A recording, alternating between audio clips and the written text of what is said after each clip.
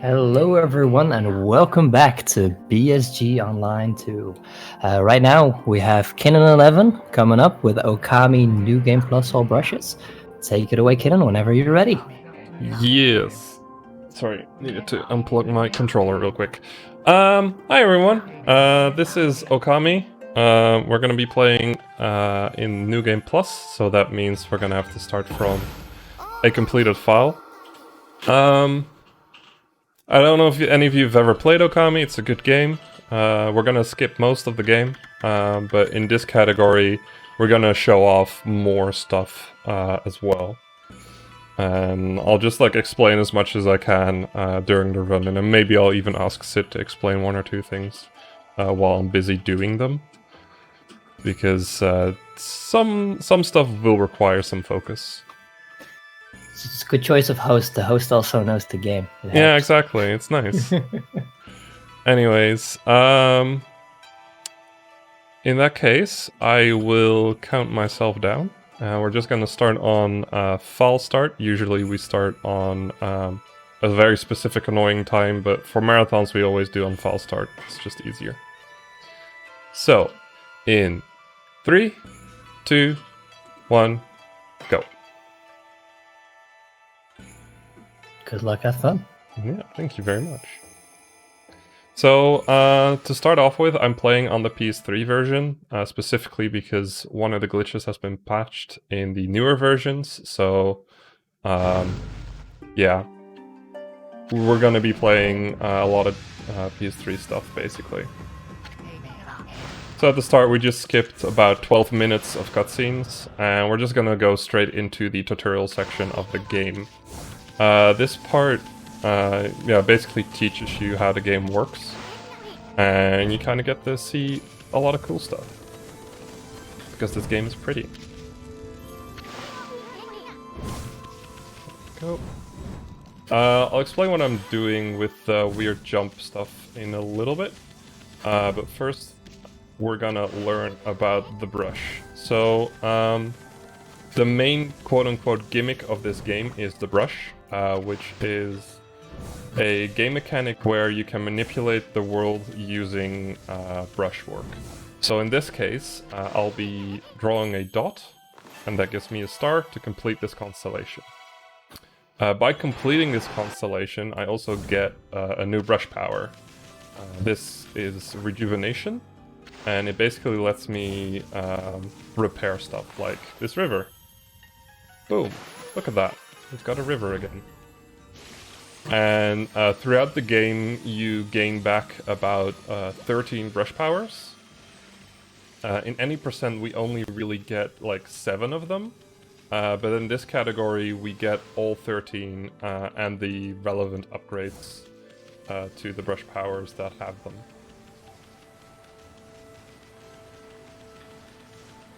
Which is very cool. It also just kind of shows off interesting glitches and tricks that you don't really get to see in any percent. It's kind of why I prefer this category over any percent any day of the week. Go.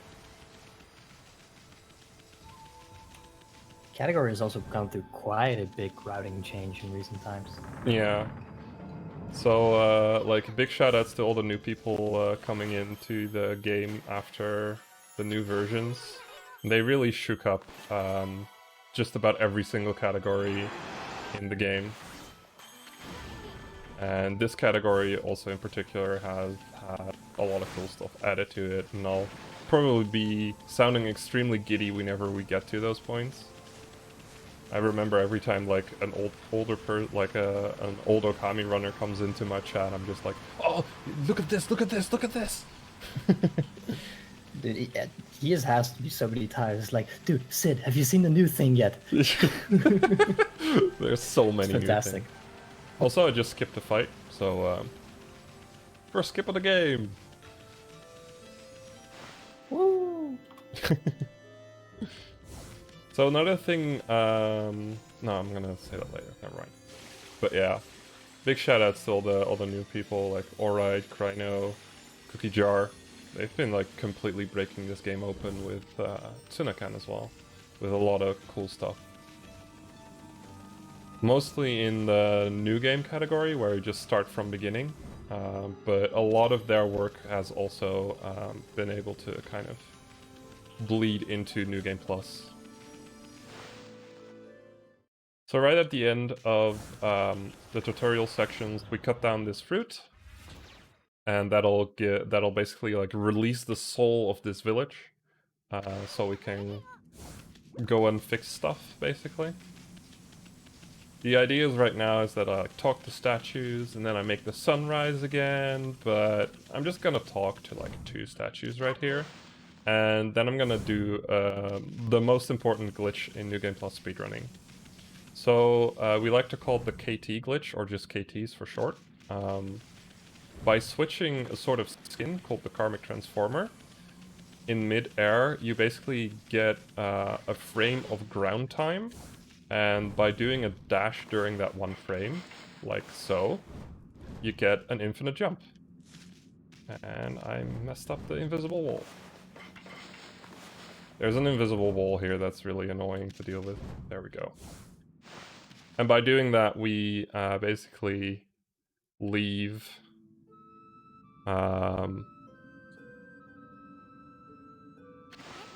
what's it called? Kamiki Village earlier than we're supposed to. But we'll come back to it.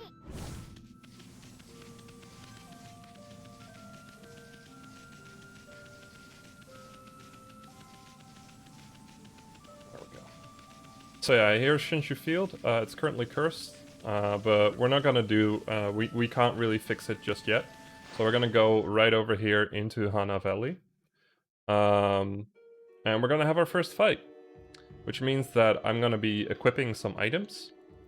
And these items are, first of all, I'm gonna equip some weapons. And then I'm gonna equip the string of beads. That is like the most important New Game Plus item in the game. Because it basically gives me infinite health and lets me use the brush as often as I would like. So there we go. And then I'm gonna use an Exorcism Slip. Now, an Exorcism Slip basically deals a lot of damage to everything in the battle arena, which in this case means I just instantly win the fight. And we'll be cheesing a lot of fights that way throughout the entire run. So the thing I mentioned that I'm doing, you can see me here jumping into cutscenes and then jumping out of the cutscene again. That allows me to do what we like to call speed restoration, because you have multiple modes of speed when you try and when you run for a bit. And by jumping in and out of cutscenes, you can keep the same high speed throughout the entire section, which is very useful in speedrunning. Basically, proper speed restoration like saves you a minute or 3 over the entire run. What am I doing?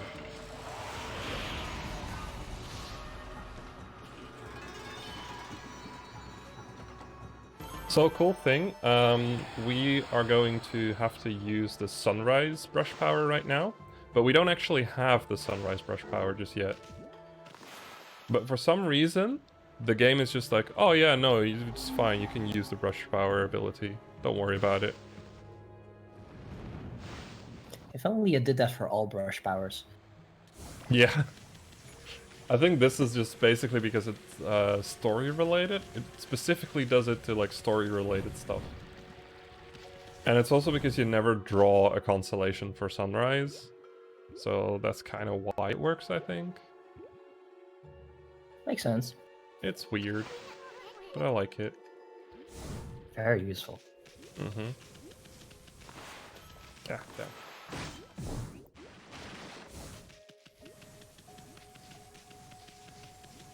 So coming up next, we have the speedrunner's worst nightmare.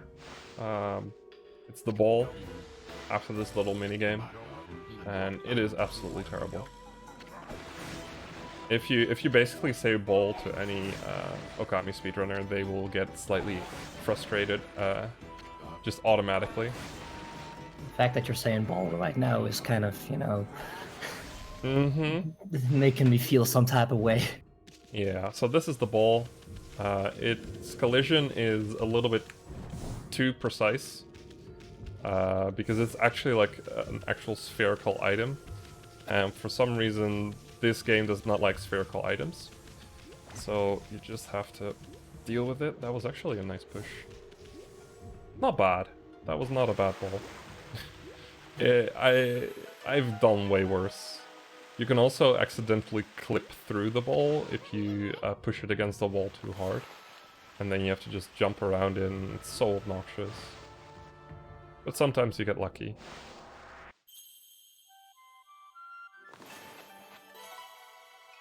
And then we get a new brush power.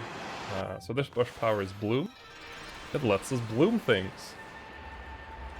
And in this case, when you're blooming these guardian saplings, as they're called, you basically repair the area again. They're basically required to continue the game. Right here. Nice, that was so close. Right there, I just jumped around a fight trigger.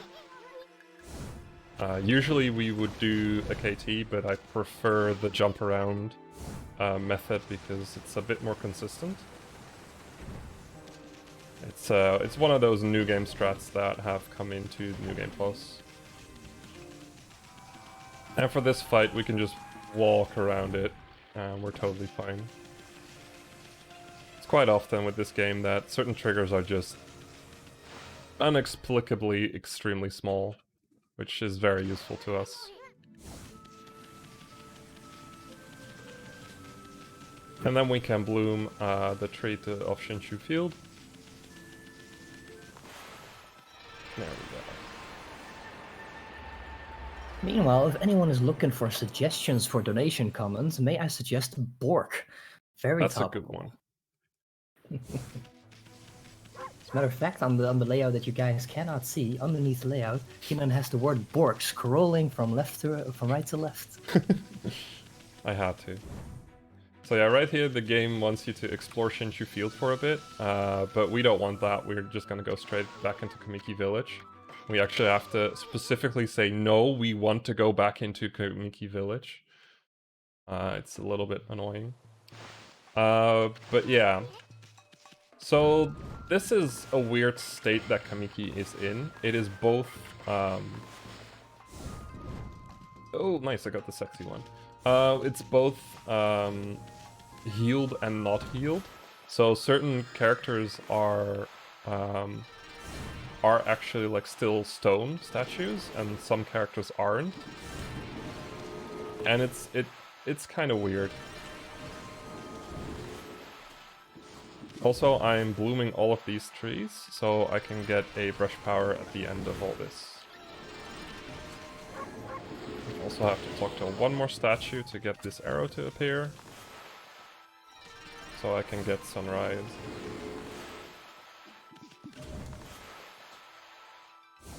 Oh my god. This game does not like circles. If you play this casually, you'll know what I'm talking about when I say that this game does not like circles.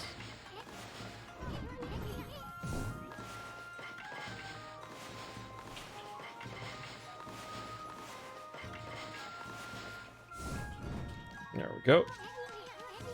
That's another recent addition to this category, along with this circle, which I have finally figured out how to draw perfectly. So right here we're gonna gain sunrise. So now we actually have sunrise, rather than the game expecting us to have sunrise. And we're using another slip for this fight. We could technically like hit them one by one and they'll die instantly. But it's not really worth doing. Oh damn. And right here we're gonna do one of the best parts of this game, the Konohana Shuffle. So basically, by leaving Kamiki early, we can get sunrise and the next brush power at the same time. So that kind of saves some time right there. Oh boy. There we go. Meanwhile, this old man is grooving. Mm-hmm. If you haven't finished, if you haven't bloomed all the trees in Kamiki. Excuse me. And you go to Mr. Orange and ask him, like, hey, can we do the Konohana dance now? He does this like really cool breakdance routine. I'm always sad I can never show that off.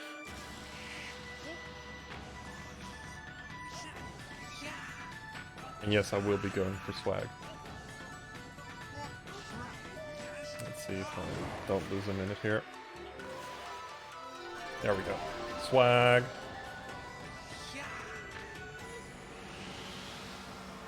So you're not supposed to draw the sunrise there, but it looks really cool when you do it. So that's why you do it. Show off.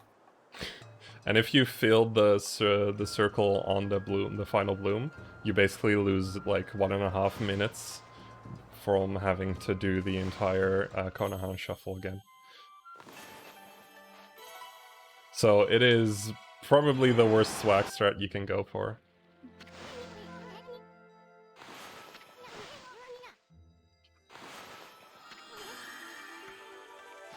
There we go.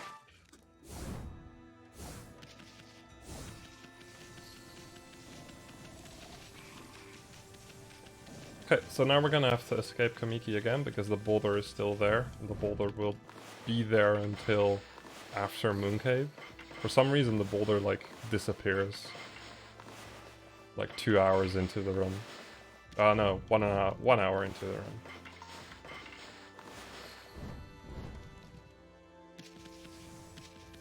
There we go.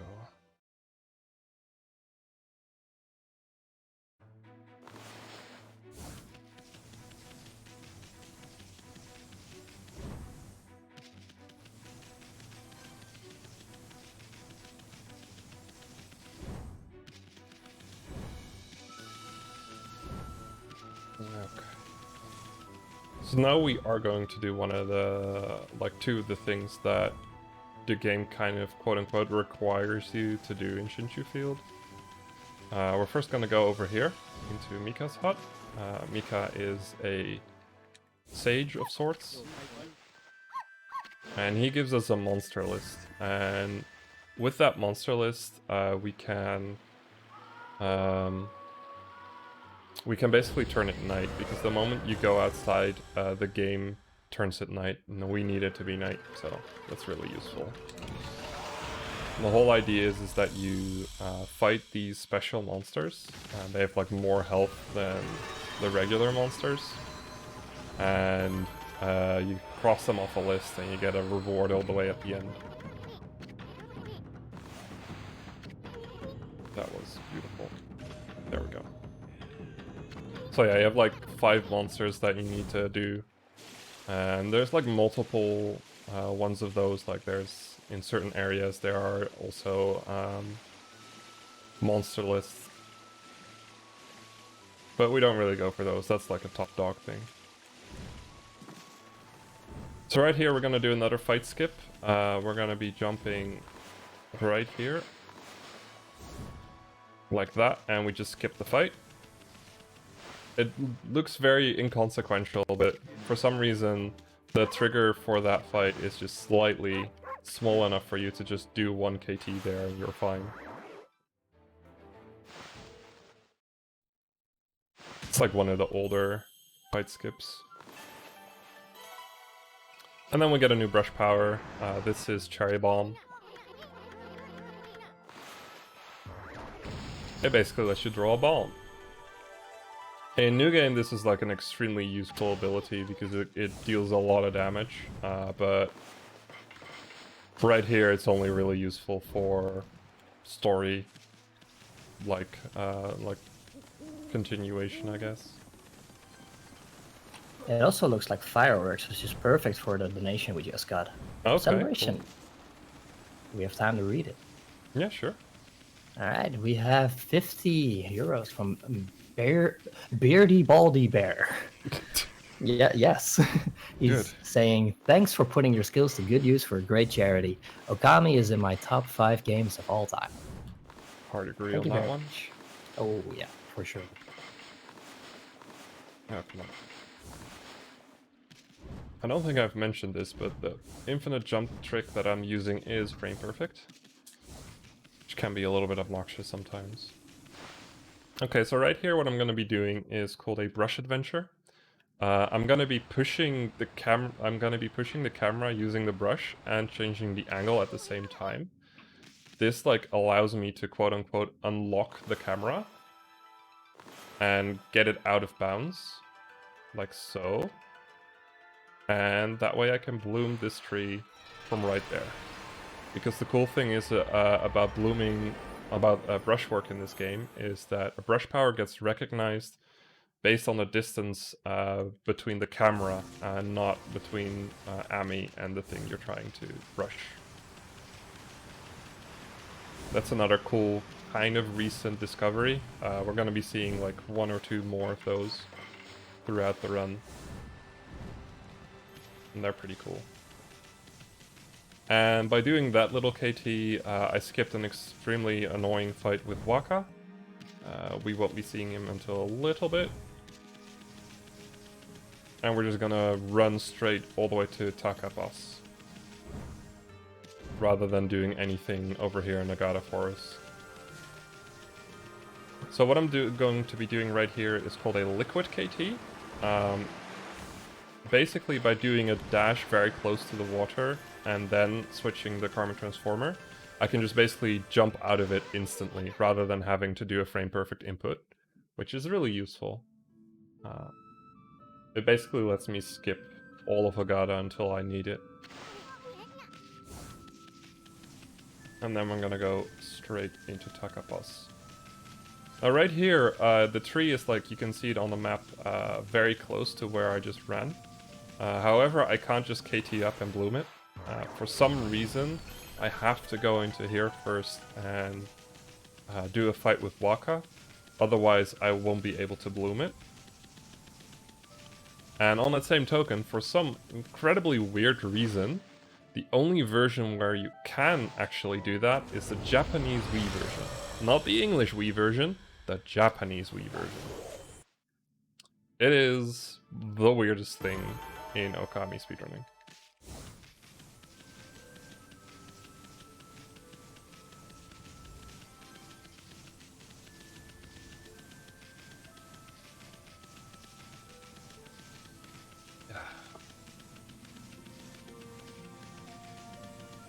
So right here, we're just gonna KT up.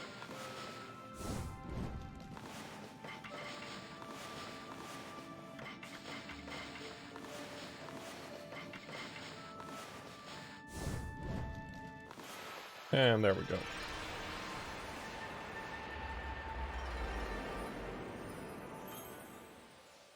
Now that we've bloomed Taka, it's all healed again. Yay!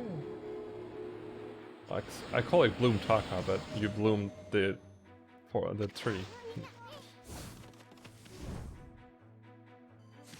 We bloom the entirety of Taka Pass.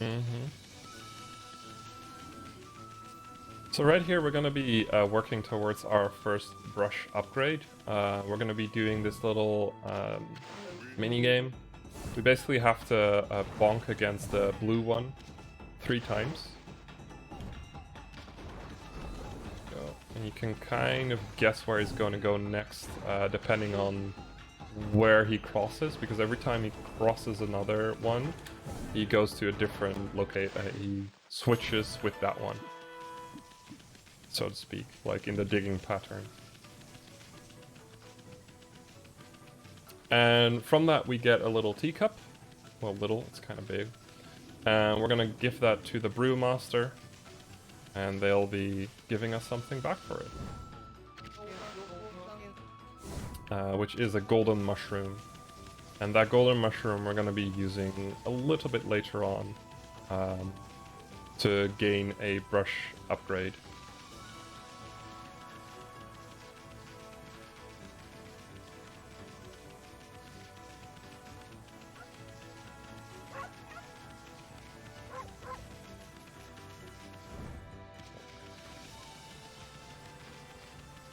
So right here we're going to be fighting this demon gate. Basically demon gates are like spread around the world, and if you defeat them, you gain like you restore a certain little bit of area.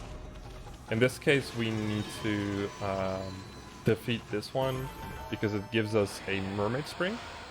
And mermaid springs are basically fast travel points. We don't really have the means to use them just yet, but they're going to be very useful a little later on. And then we're going to go straight into Sasa Sanctuary. So usually when you're going into Sasa Sanctuary, you first have to like find the daughter of the boss, because they're basically like fake mafia, and then you can enter. But we're gonna be using a cool little trick called interior clip. And what an interior clip basically is that the inside areas of maps are basically below the outside areas. So by jumping out of bounds and going to a very specific location on the map, I will fall into this tunnel, and we're inside of Sasa Sanctuary. It is a very cool property, and over the last 2 years it's been explored a bit more than we used to, and there's some really cool interior clips in this right now. And now we're gonna go straight into this digging game. There's like 4 or 5 digging games in the entirety of this game.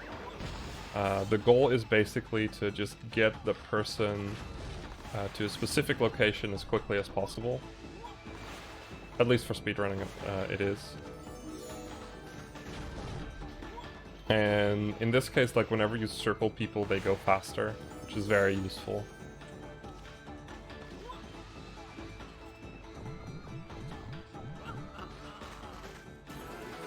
Fly, go away.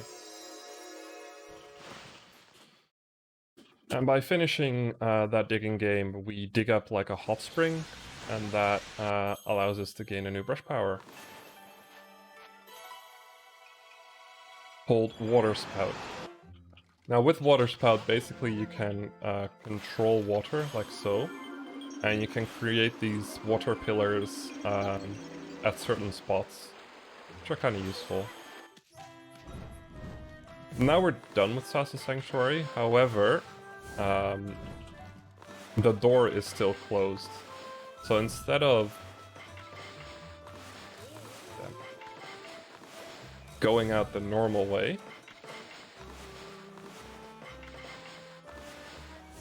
we're gonna have to jump out. I'm gonna do an extra one for safety.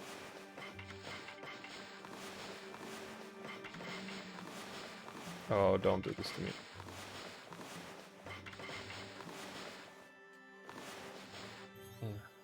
Damn. Not happening more often. Actually, I want to void out. It's a little tricky because you have single jump KTs, which can be really obnoxious. I didn't properly reach the over the invisible wall. I wanted to do an extra one for safety. I think if I didn't do it, I might have been able to make it in one go, but marathon safety and stuff. Yeah, like this, basically. And that way we can continue on. Now rather than going to the village that's in this area, we're just gonna go straight to the next bit. And we're gonna go to City Checkpoint. So that's that giant bridge over there. And normally in casual play, you have to lower it by gaining a brush power to basically destroy the entire other side of the area. But with some clever maneuvering, we can basically just jump on top of the other side. And it's currently like you're able to do it both in New Game and New Game Plus, though in New Game it is about 20,000 times more difficult. Rough estimate. It is the second hardest trick in the entire game, basically. So by jumping up right there, you have this little... You can get on top of the geometry. And then just do a few KTs. Oh boy. Yeah, I'm gonna have to redo that. Lost too much height.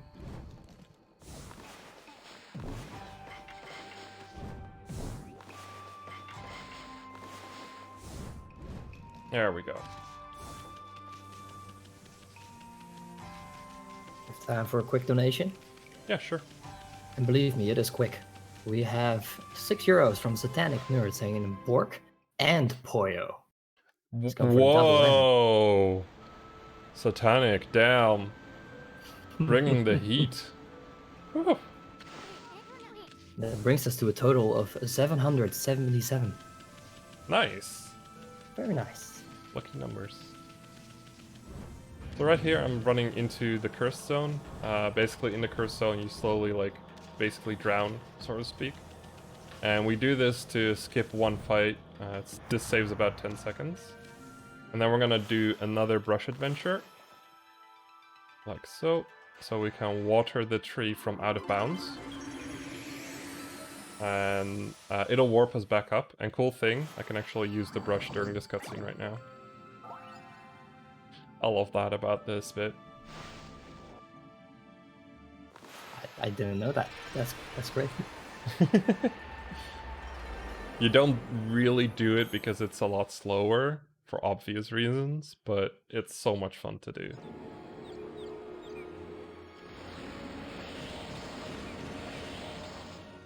So now that we've bloomed this area called Ryushima Coast, we're gonna go and basically do the thing that we've been trying to go to as quickly as possible.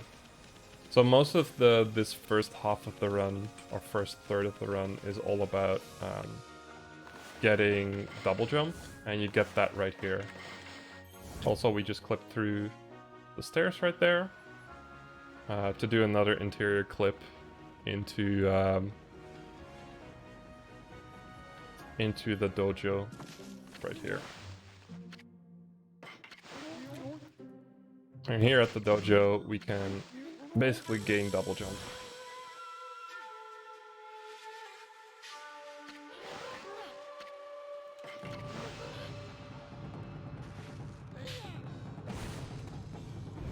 Ah, damn. Tried to go for the graphical glitch, didn't get it. If you time your jump correctly, you can get only a single you did it thing on the 2X buttons, but you still get the brush power, or you still get the you did it banner.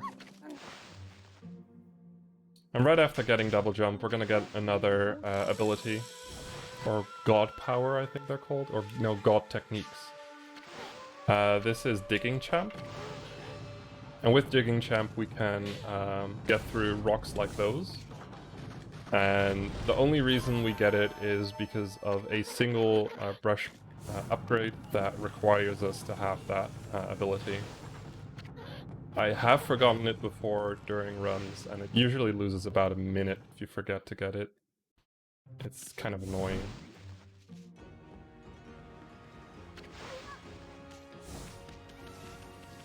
There we go.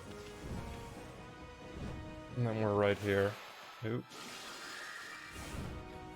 So now with double jump, whenever I get into the water, it is slightly faster to just quickly draw a lily pad and then double jump out of it.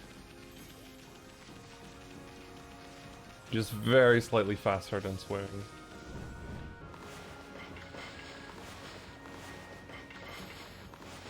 Right here we're doing another KT to skip a fight. And we're gonna go straight into Scion City. Now Scion City is kind of in a very, very, very cursed state. The water's dried up and there's this mist that's slowly killing people. We're never gonna do anything about the mist, the people can handle themselves, don't worry about it. But it also means that for a certain brush upgrade, one of the houses is not spawned right now. However, the interior of the house is already available. So what we're doing is messing it up and getting into the wrong loading zone.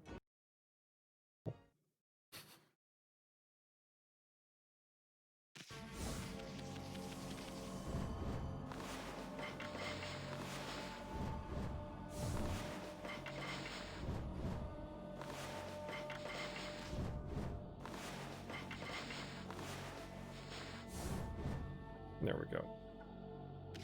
4.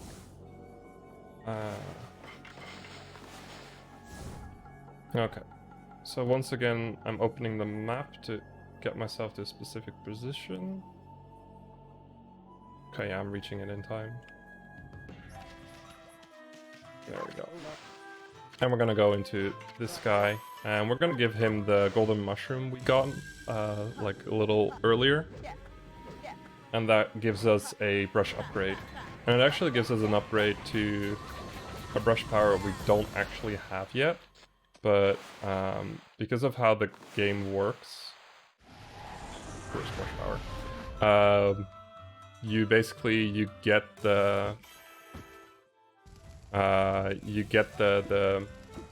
upgrade regardless of if you actually have the power or not. So that was Fire Burst. It basically allows me to summon fire wherever I want. Oop. Also, this is where the restaurant is supposed to be, but it's gone. And we're gonna go into the next area of Sion. Ooh, light blue. You don't see that often. So, the way you're supposed to raise this bridge is to dig up some water and then do a fishing minigame with that guy down there. And he'll raise the bridge for you, but because we have a cool infinite jump glitch, we just jump over and go to this bit. Will now be a good time for a couple of donations. Give me a moment. No, forgot to talk to Waka. So right here, you're supposed to go into that building on the left, but instead you can jump right here. Hopefully not get hacked by invisible walls. I got hacked by invisible walls. That's great. Come on. We might get some flashing imagery by the way, in a bit. If I do this right.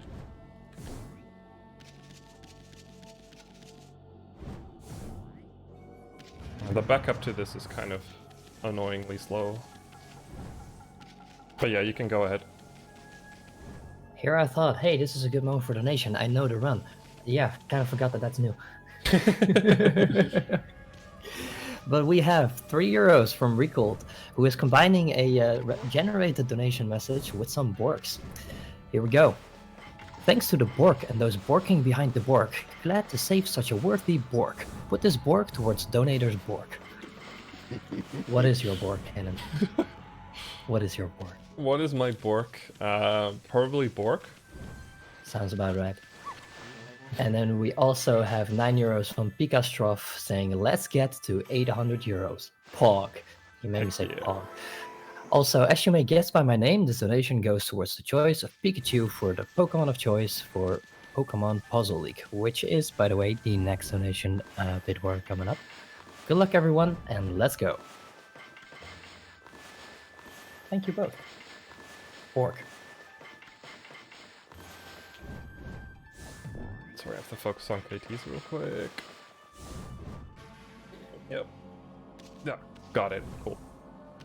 That one is always a little bit sketchy if you get over it properly or not.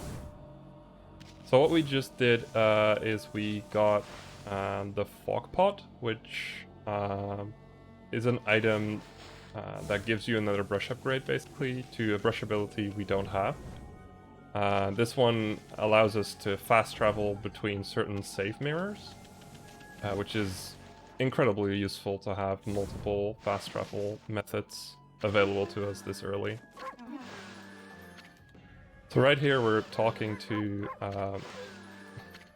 Rao, and she's got a problem, and we're going to be helping her. She basically wants to go into a sunken ship to get a certain weapon to defeat the evil of the game. So yeah, sure, why the hell not? Let's help her out. Like right now, or Eventually, we'll get to it. Don't worry about it. I hope she's not that by that point, but that's fine. So right here, we're gonna jump into this merchant, and we're gonna buy some items. So we're gonna buy the Marlin Rod and a Mermaid Coin.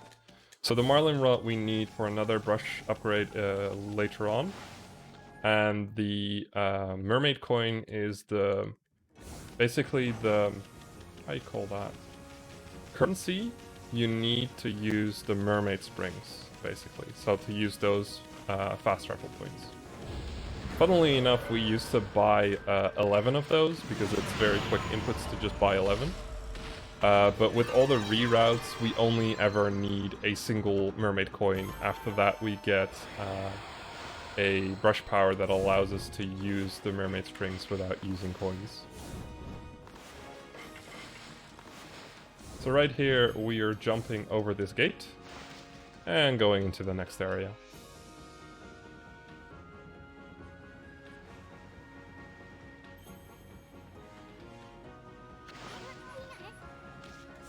So right here, we are about 40 minutes into the run. Usually it takes about 4 hours for you to get here casually. And Waka just showed up and was like, you know, you guys were so slow, I just bloomed this area for you. We're trying, Waka, we're trying.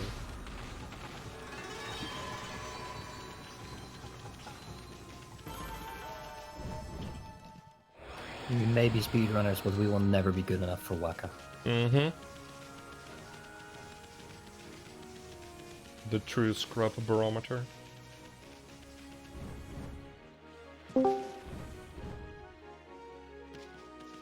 Anyway, we're gonna run over here to this grown man being bullied by a bunch of kids about some kind of dolphin kind of thing called Orca. And let's summon that thing.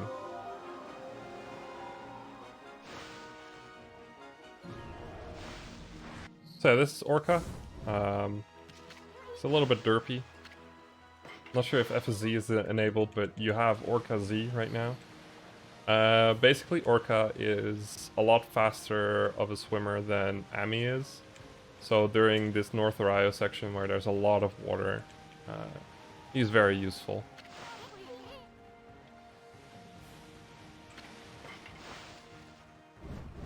Also, fun fact, the infinite jump glitch I've been using, the KT glitch, you can't do over water, but you can do it while you're above Orca. So by using Orca as ground, we can still KT up to that ledge and go into Catcall Tower, also known as the Thumbbuster. So right here I'm gonna move a little bit weirdly to skip another fight, and I messed it up, too far to the left. By jumping right there, you can skip this fight, but if you don't make that, you just use a slip and you're done. It's not too bad of a time loss. And then we're gonna jump over this tower. So the way this kind of works is you have to press the jump button to hold yourself basically cling to this like yellowish wall, and then you have to press X again to jump. So what I'm basically doing is I'm double tapping the jump button every time I get close to the tower, and that is not very nice for your thumb.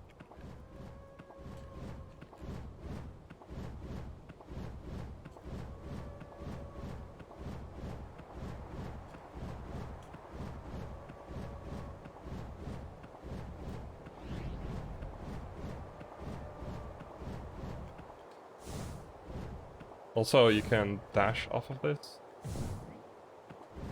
People who play this casually are just like, what? Just one of those things. I think a Japanese runner showed us that you could do that. God damn. And then we were like, what? Exactly.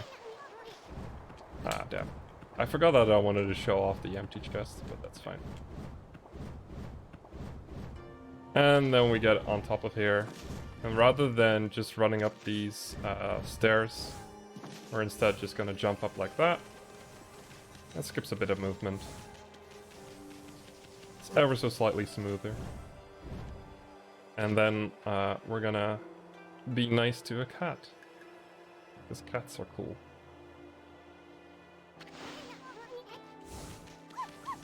So this cat is kind of hungry, so we're gonna give him some fish. And now it loves us. Look at that. Meow.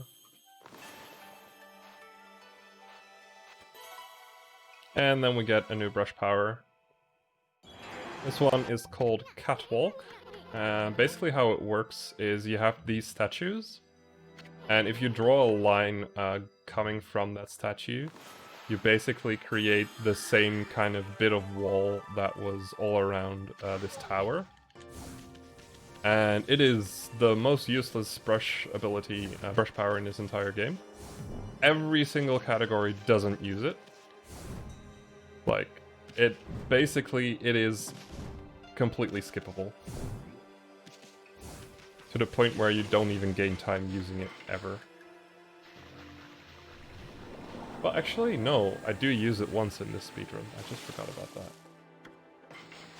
So yeah, and after that, we are done going forward into the story, and we're going to do a bit of backtracking. So in this case, we're going to go back to Taka Pass, and we're going to go into that village I was talking about earlier. And we're going to help it out, because stuff's bad over there, yo.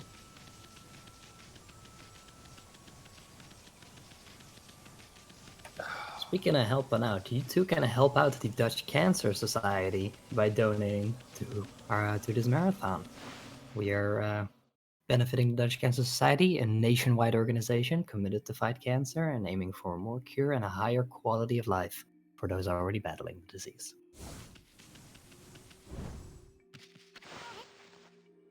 So yeah, right now, this is Kusa Village, also lovingly called Kuso Village. The idea right now with this village is that you can't use your brush powers, like they're locked due to this weird haze that you're seeing, like these floating kanji. And by clearing this fight right here, we're gonna fix that. And I'm gonna store some speed while doing so. But then there's more trouble. Because there is an evil bad thing in the windmill of this village, and they want us to defeat him. But to do that, we're gonna need the help from some doggos to open the door. So we're gonna go around the village and look up these doggos.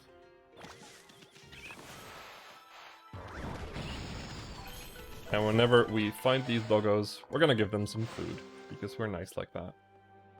They're totally not demanding pieces of shit.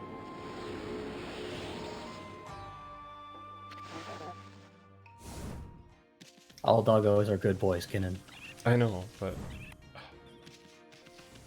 they're kind of like cats, always asking for food.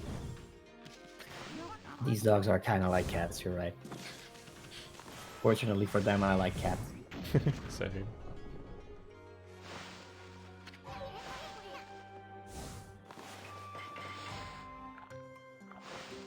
Go.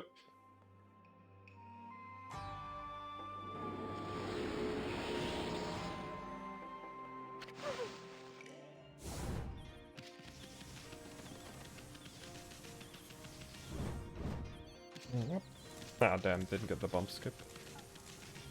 We're gonna run into Susano again. Hi, Susano. Bye, Susano. We don't care about your nightmares. And then we'll blooming this guy. 1, 2, 3. So a lot of people always ask, oh, do you have to like fill in as much as possible for these green sprout things? And just like, no, it's just use a certain amount of ink and you're good. So I just draw like 6 circles on top of each other and I'm done. So for the next dog, we're supposed to have a certain brush power to get up here, but we don't have that one yet. So instead, we're going to use our good friend, the KT glitch, to jump up here. It's one of the route changes we've made over this last year. Mostly it's like a optimization of warps, rather than actually being a big thing. Or is it? Oh, I don't think it is.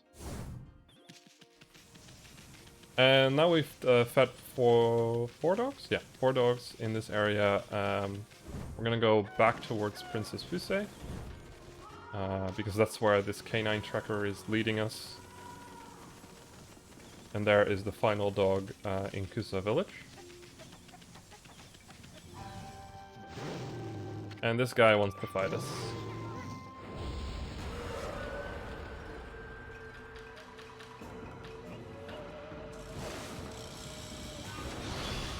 Ah, damn, unlucky. Whenever he does that charge move, he's invincible for a little bit. So I lost a little bit of time on him being that. So now, usually, you're supposed to like go into other areas, like backtrack a bunch, to get the other dogs to come back to open the door to the dungeon right here. However, there's a really cool glitch that allows us to basically skip that. And to do that glitch, I'm gonna have to do this to my controller. Little rubber band, which is not tight enough right now. Great! That's a problem. I'm gonna do it like this then. I hate doing it like this.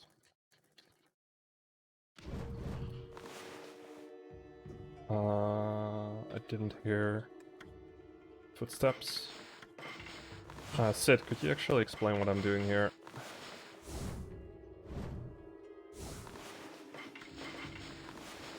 Sid? Sid? Yes, so what he is trying to do is the moment he loads into this, he wants to immediately jump and just stay in the air for the entire time until he can actually manage to get out of bounds and then void out. And if he does that correctly, the game will not know where to put him and instead put him in like a designated spot that's just like the standard spot to put Amy until it's realizes, oh hey, this is the actual entrance. This is actually pretty dang difficult considering you have to make your way through a very low ceiling, a tunnel with a very low ceiling, until you can actually manage to get to a place where you can get out of bounds. And yeah, this might take a few tries, but it is gonna... Once you see it, you will see why it's worth going for.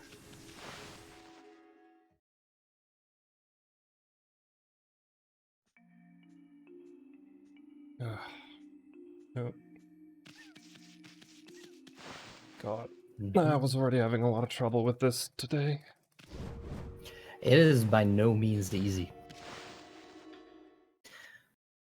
One of the other really cool things about this glitch is in the actual any % category, instead of New Game Plus all brushes, which we're doing right now, it skips what would normally be a sequence of roughly 100 KTs. So that's 100 frames perfect infinite jumps that this trick skips, which is why it was so worth to do it, because that takes quite a long time. It was like an 8-minute segment.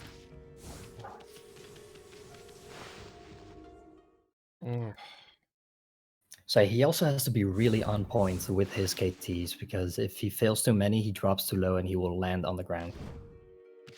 I think I already stepped there. what he's listening for is if he hears a step, then that means that Amy will have already like fully spawned in and hit the ground.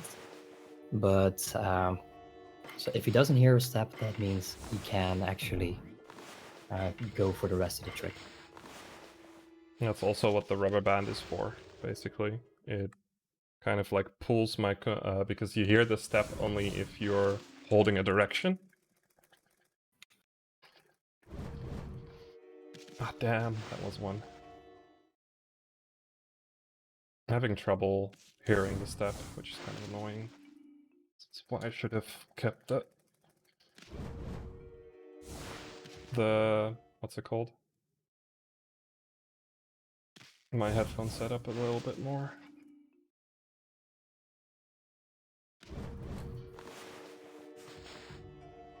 Either I'm acing all of these or like just can't hear the step.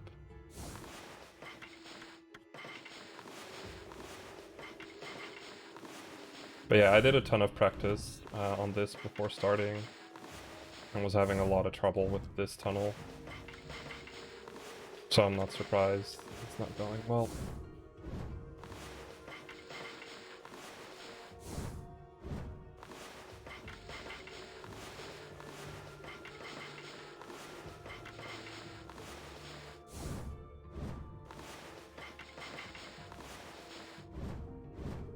For this last bit, I tend to like stop my dashes as much as possible because the geometry here is very mean and it likes to bonk you out almost instantly, and when you bonk, you just instantly land.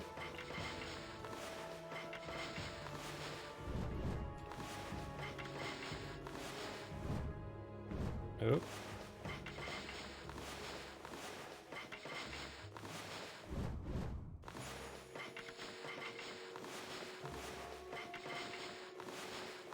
I think I actually made that. Yeah. Okay. So I hope I got it. It's really difficult to hear the step in my current setup. Didn't get it. Okay. I'm gonna have to turn up my volume. All right. It might bleed into the mic for a bit. That's fine.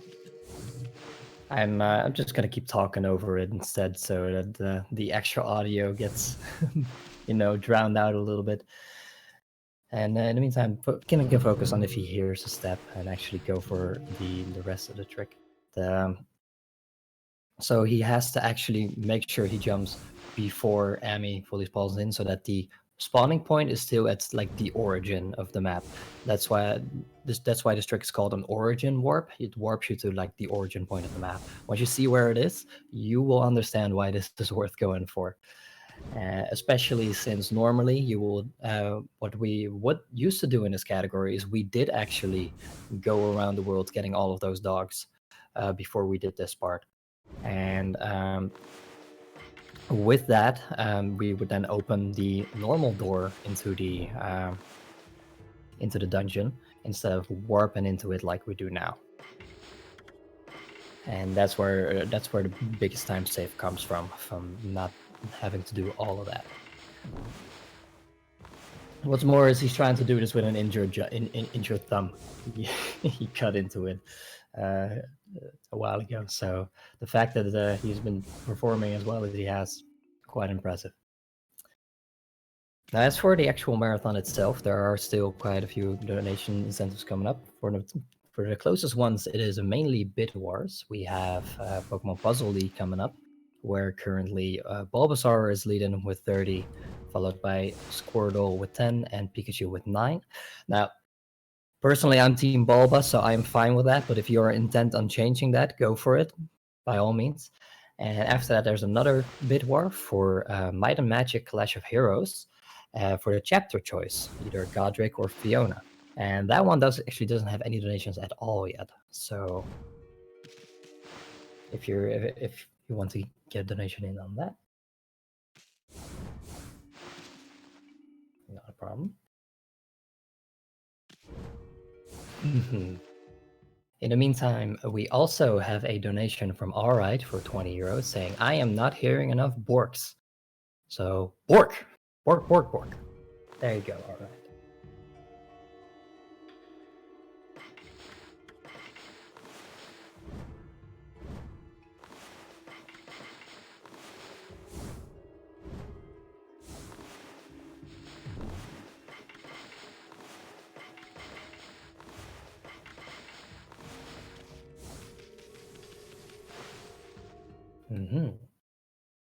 Now, as for the first donation incentive that is not a bit war and actually needs to be met, the next one coming up for that is for Lit, Bendelite, any percent. And that is at 26 out of 50. And that will be for an any percent run with skips. So if you're interested in that, there is 24 more to go.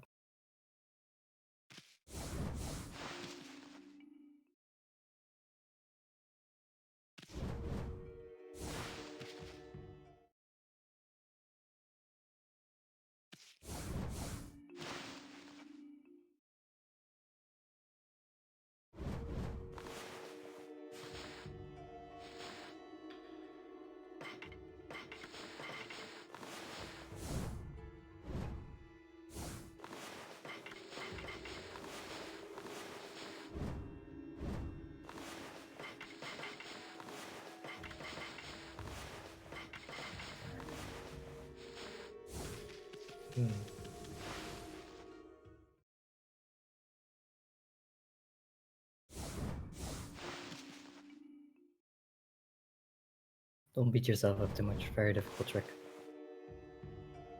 You do it, man.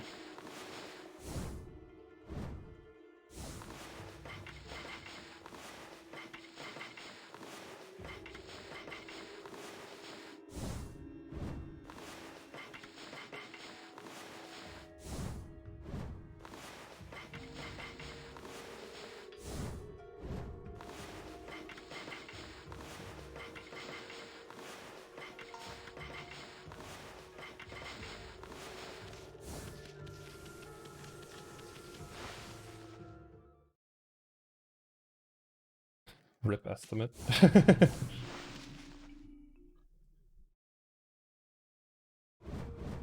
Oh wow, I got it like at the last second.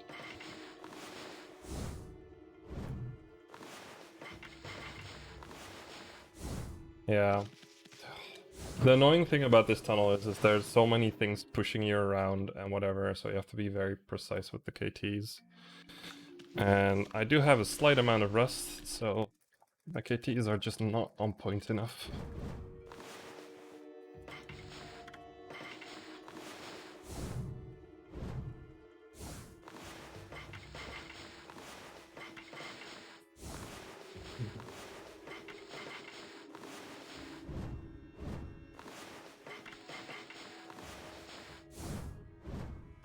So if you would like to send your support to Kinnin, if you do it in a donation, then I can literally shout the support at him. That is a donation incentive. I don't know what is. No, right at the end. It's doing so well. This is why, like, so many, like, of the current New Game Plus runs just end in frustration. I'm amazed at how consistent I am with the mashing, though. Wow! Like, that is the worst one, where just, like, you do a jump and it instantly pushes you down before you can react to it. Yeah.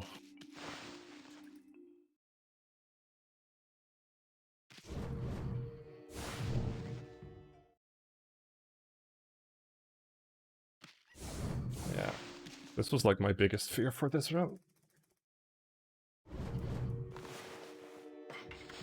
Once we get past here, though, smooth sailing. Let's go. Mm-hmm.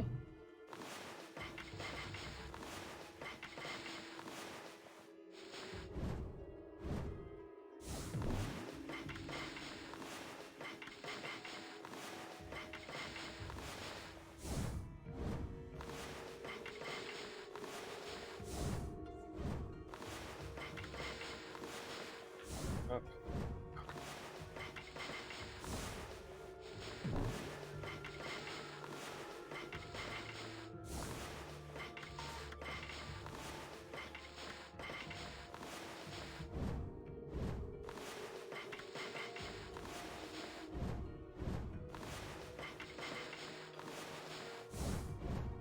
There we go. Oh, that was really sketchy at some point. Yeah, that one was really close to the ground at one point. Yeah, I had to like do a lot of refreshes on the dash so it wouldn't bonk me onto the ground. What? I was on the ground? No. Oh, dang. I hate that. I thought I Ooh. wasn't. I thought I got it. Yeah, it looked to me like you had it as well.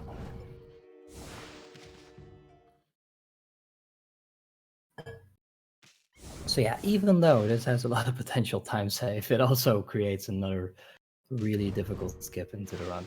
Yeah. This is like the biggest run killer, basically. Mm-hmm. And it's like 50 minutes into the run. Which is pretty bad.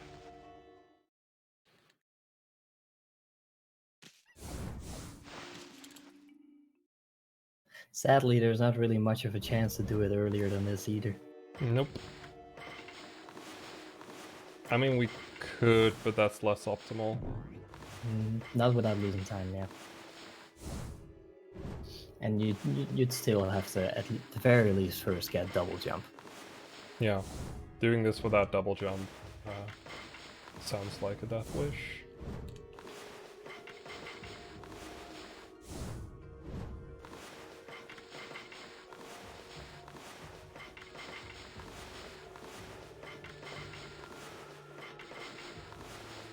No.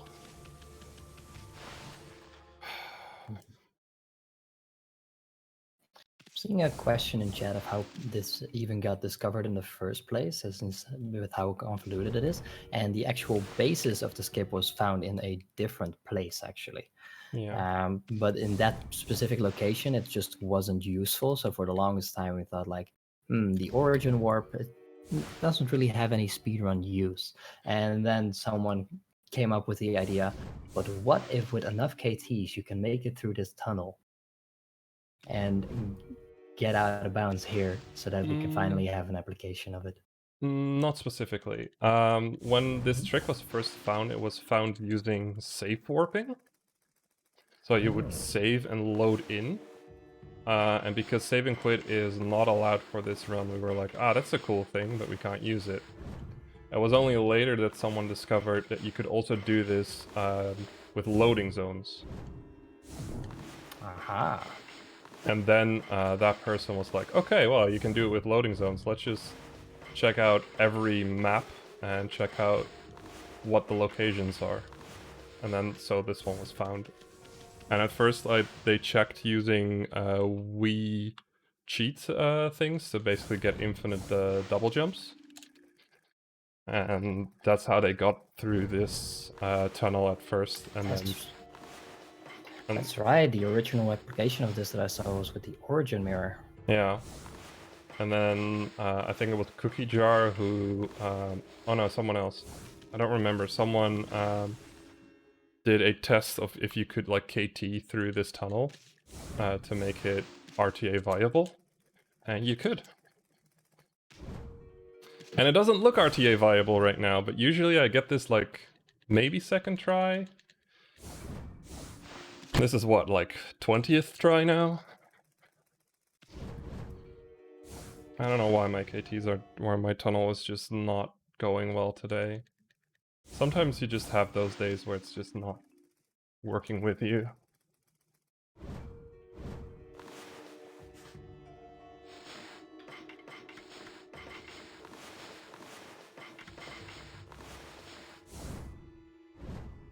Well, Also if because... you...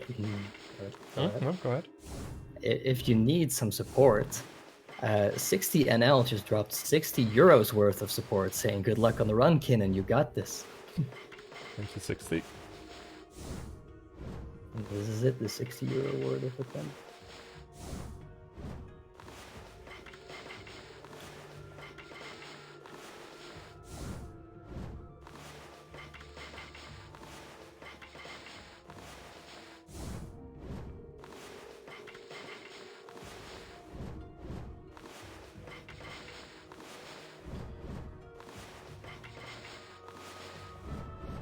Also, the whole step thing was found pretty recently. So before that, we would have to guess if we got it based on like when Amy is jumping. But I think I got it. I think I got it now. Yes! There we go. Oh my god. So yeah, it teleports you way inside of this elevator. Yeah. Perfect position.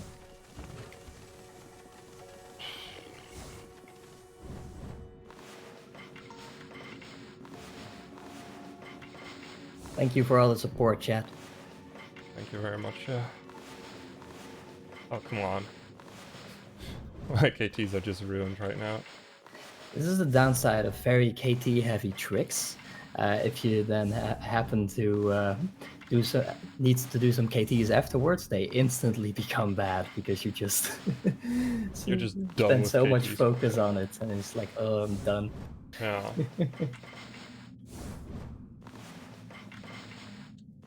Oop.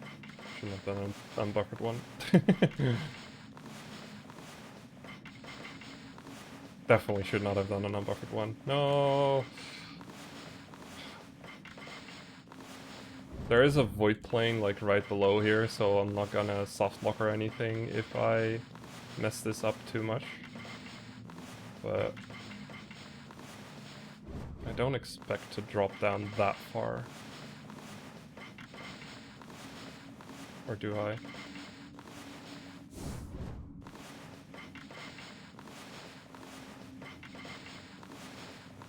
Oh my lord.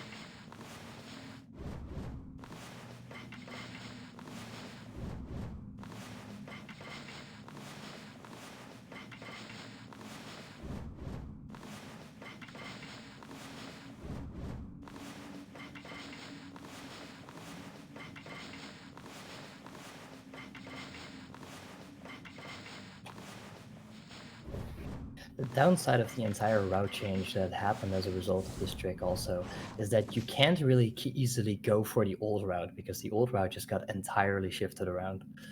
Yeah. So if you go for it, you're going for it.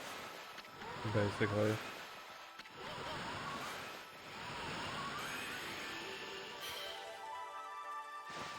We got there. Let's go. Yeah.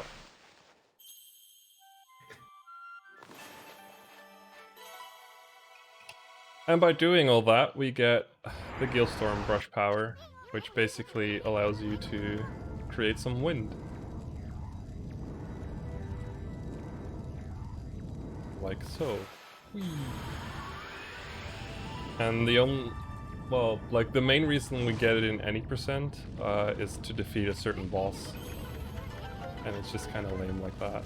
Just like so much trouble just to defeat one boss. And then by doing that cool little jump, we get out of bounds and we land back into this area. So this area is like right before the elevator, so we've skipped this entire movement bit as well earlier.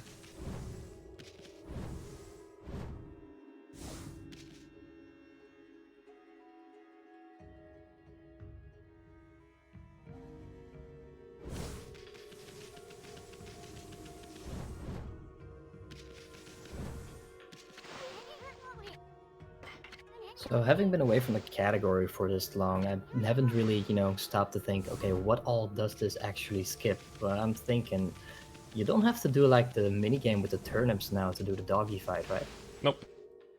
Nice. In total, if you get it for Stry, I think, it saves about 2.5 minutes in stuff. So it's not as big as with any percent, where it saves like 4 minutes, but 2.5 is still a really big amount. That is definitely still a number worth going for. Yeah. And like to give an idea of all the route changes anyway, my old summer bests were like a 219 or something like that. And my current summer best is a 215. So that's like a lot of stuff has been found.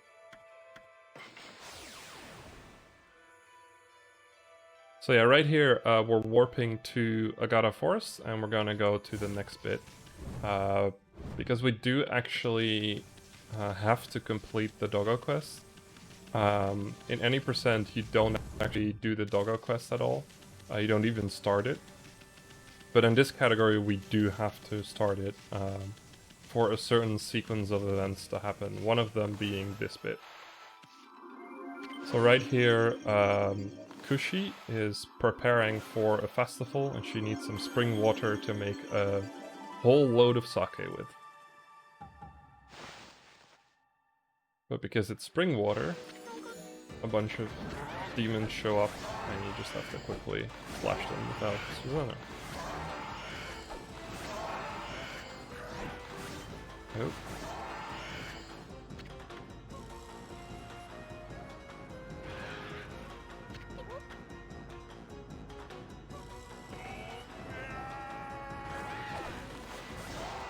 There we go.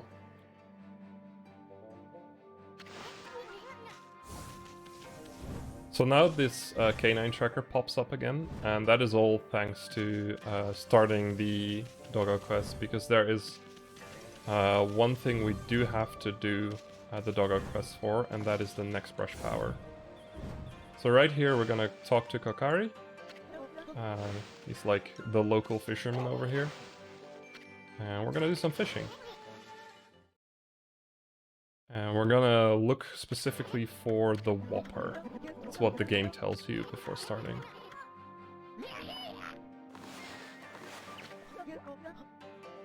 And this is a cool little treat for people who've played the game casually.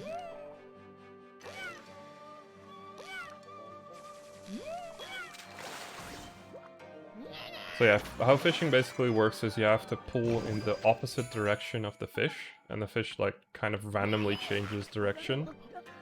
They do have like quote-unquote personality, so each fish like moves differently and moves slower or faster depending on what kind of fish it is, which is kind of cool. You'll especially see that once we go fishing for a different fish later in the run. And wow, that sure is a whopper of a salmon. Aha!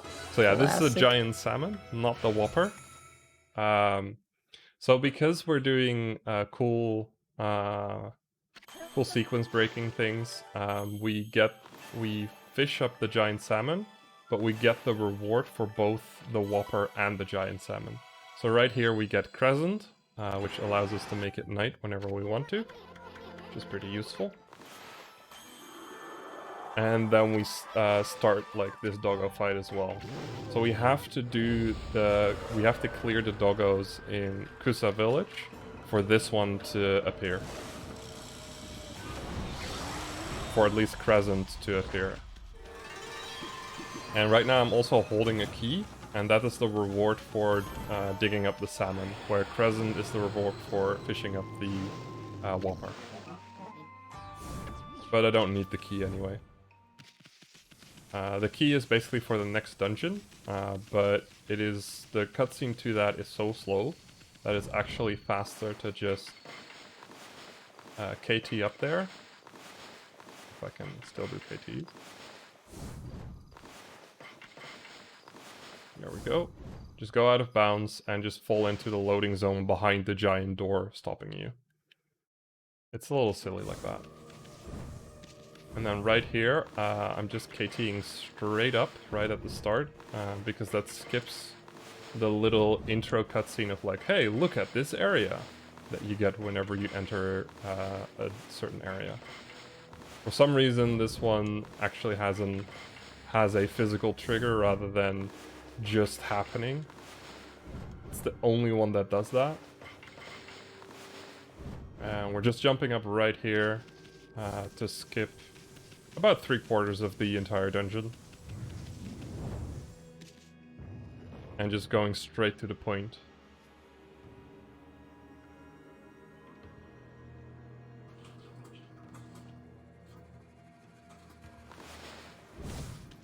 Yep, damn. So here we just have to defeat all these demon gates.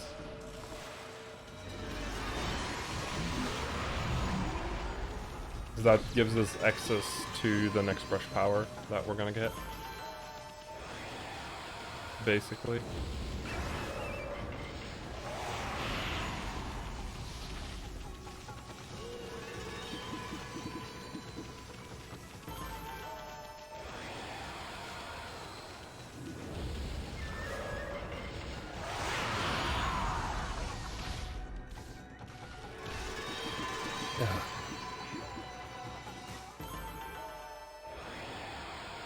Okay, so coming up is a cutscene that is technically skippable, but you only have a single frame to skip it.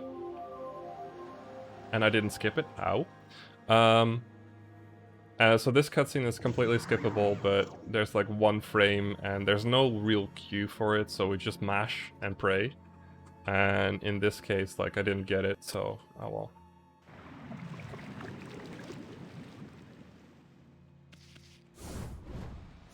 And then we're gonna slash these pots from right here, rather than running all the way up. Oh, I tend to always miss one or two.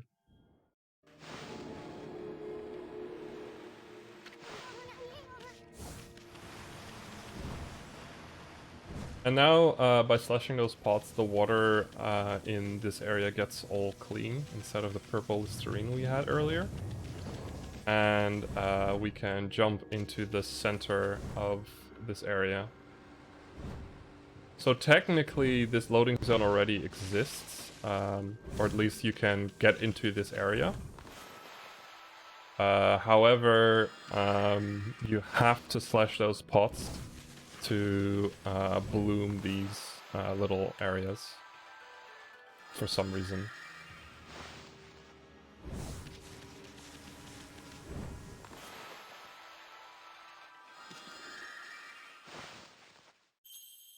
And then we get a next brush power. So this brush power is called Vine, and it basically allows us to pull ourselves or things towards these kind of flowers. And that was also the thing I needed during the Kusa Village dog quest, but I didn't have yet. And we're basically done here, so we're just gonna run out. But the trigger to the little intro cutscene is still there, so to skip it, we just do 1 KT to jump over it. For some reason, this is also a named skip. It's called Chrono Skip. It's one of those old school things that happens. And then we get to relax a bit with some movement. I always would like, you know, if the bosses were sentient, I would like to know what they were thinking. It's like, ah, yes, my prey is coming. Wait, where is he going? Why is he leaving? Come back, please. Yeah. I'm so lonely. It is actually, like, funnily enough, it is technically possible to beat the game in New Game Plus without beating a single boss until you get to the Ark. Where do you need to go? However, it's not faster to do that, sadly.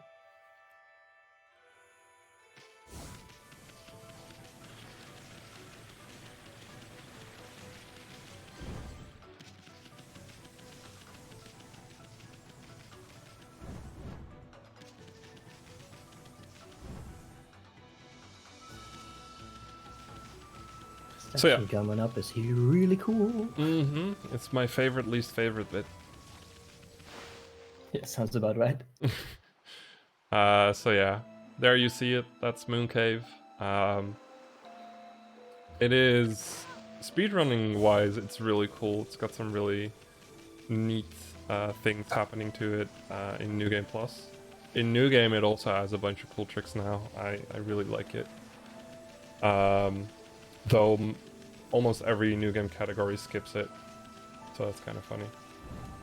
Actually, no, only any percent does. Whatever.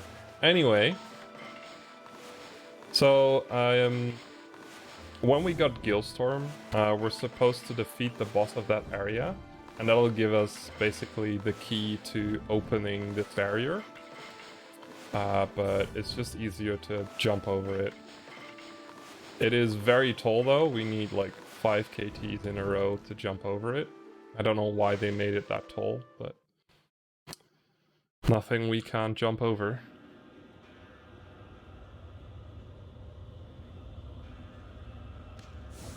And then we can get into the actual insides of Mooncave.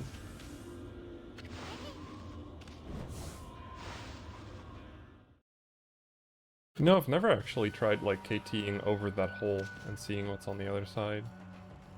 Now that I think about it. Me neither. That's a cool thing to check out later. For all we know, there could be a hidden magical key to the Ark there. Oh. Ooh. Arc skip. Or it could be nothing. So yeah, right here in Calcified Cavern, you're supposed to go all the way to the end and get yourself an imp mask, so you won't be recognized by the imps as not a monster. But instead of doing that, we just jump out of bounds and go straight into the loading zone right here. Like so. Can be done a little bit neater, but I always struggle getting that one really fast. And then we are in Mooncave. So the game expects you to basically go to the right and talk to the chef, who is making an appetizer for the big evil boss at the end of this dungeon. And he needs certain ingredients, so because we're nice people, we're gonna help him. It's totally not so we can sneak in and like kill him. No. So yeah, the first bit of this dungeon is kind of tame, comparatively to the rest. We've only done one out of bounds so far, and we're just going through here kind of the intended way in some ways, I guess.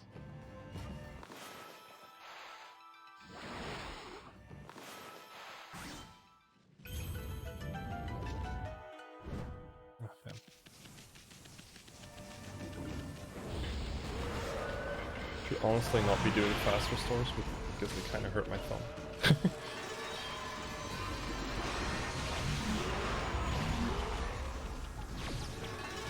So this is one of the fights that gives us an ingredient, and in this case it is an ogre liver, because ogre livers are incredibly tasty, apparently.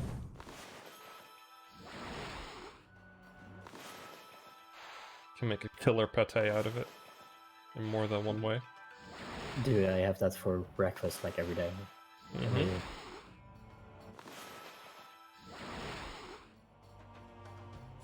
So yeah, this is usually the point in marathon runs where I say, welcome to Mooncave, where the ceilings don't exist and the walls don't matter. So yeah, this is Mooncave's but out of bounds. So the entire map of Mooncave is just one giant map. So because we can KT, we just go out of bounds to get to all the places we need to get to.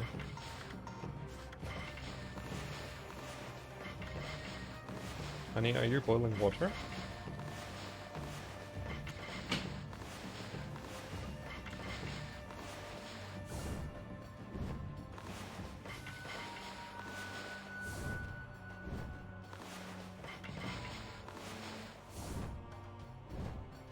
So as we navigate our way through the out of bounds, I have a question. Mm-hmm. What is your favorite karmic transformer? The normal dog one.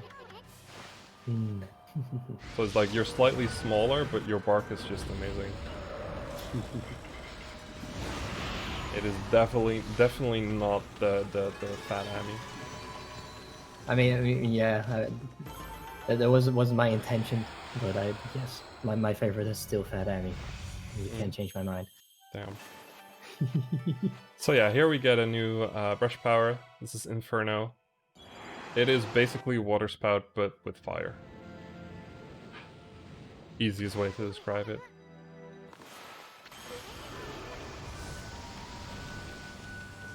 But yeah, it is actually kind of funny because they literally... I made the joke that the ceilings don't exist, but in a lot of places the ceilings actually just don't exist.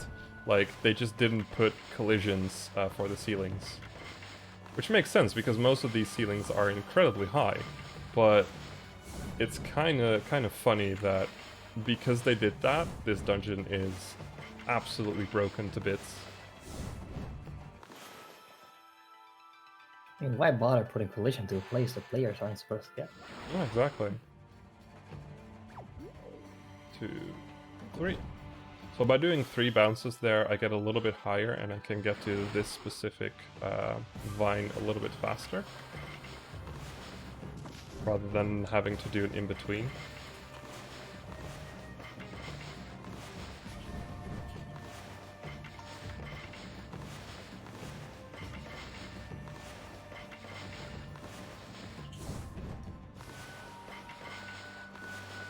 It's also a new thing, actually. Okay, so right here I'm doing 1 extra KT if I don't mess it up too many times. Basically just to skip a fight. And right here, because we already have the upgrade, we can just use Fire Burst right there to get rid of those ice blocks. You're supposed to like Guildstorm a flaming bowl close enough so you can use Inferno on it, but this is just slightly easier. And then we got a new ingredient, which is the Black Demon, the Black Imp Horn. Another delicacy. And just straight out of bounds again. As the chef, how would you prepare a Black Imp Horn? Probably grind it. Ooh. Use it as like a spice.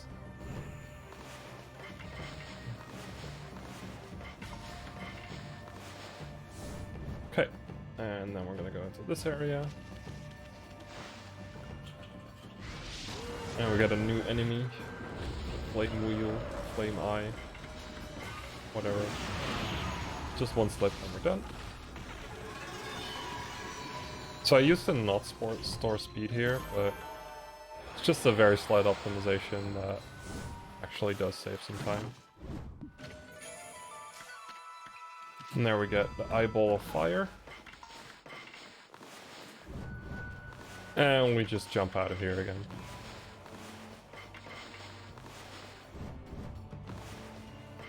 The fights really are, why bother learning your names when you're only gonna see them for a second? Yeah, yeah. Kind of rude.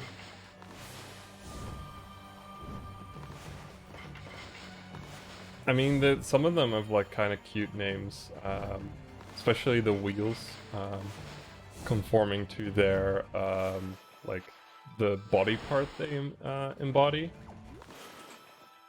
And there's probably like some Japanese mythology reason why they have certain elements to them together with the body part. But sadly, I never really looked into that. There are probably people in the chat way smarter than me that can explain some of these weird choices. Instead, we just use slips. Yeah. But yeah. And win. Now that we've collected all the ingredients, we're finally gonna take the chef out of the pot. You're supposed to do this all the way at the beginning of the dungeon, but we do it all the way at the end. And then we're gonna stand right over here, and to get the lift to go up, we have to sound this bell 8 times for each of Orochi's heads. There we go. And that gives us a cutscene. It gives me time to stretch.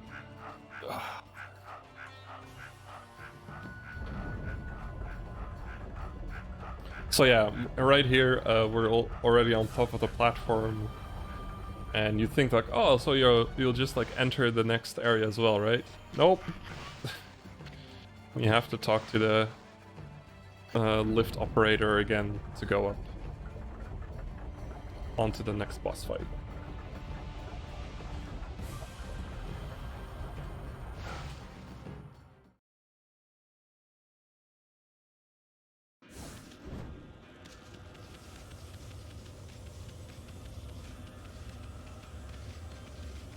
So as we walk up this nice long spiral path, snakehead sort of, I would like to remind you that we are BSG, and while we are normally a in-person event, we are now, due to the COVID-19 situation, doing online events. This is our second one, and our yearly event, the week-long BSG annual, has also been transformed into BSG at home, so that will also be in an online format. So this is Orochi. For the first phase, you just have to hit him once, and then we can go straight to the second phase. And I'm gonna do some weird stuff for the second phase. First, I'm gonna get Earth to attack me, and whenever Earth finishes his attack, it allows other heads to do their attack. So by doing that, I can clear that cutscene real quick and just instantly get that one drunk and clear this cutscene. And in doing so, I can quickly go to the left right now and trigger multiple heads to attack. That'll allow me to get 3 heads drunk at the same time. It is a pretty neat strat. Still one of my favorite strats in the game. Yeah, this is another one that the Japanese community showed us, and Alright basically made this version on Orochi 1 work. So right as you've done 3 heads, use 1 slip to destroy the bell in the center, and then we go on to phase 3. I didn't get lucky. So I wanted to get the Darkness head to attack with a side swipe, because then I can more easily do this strat without the camera doing this.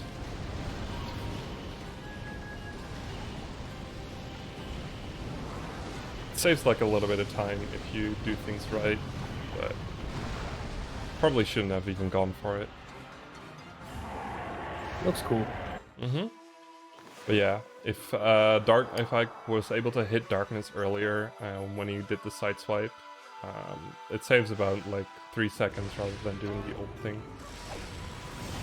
And then at the end we get Susano to kill all the heads completely. So yeah, he is actually chopping them off.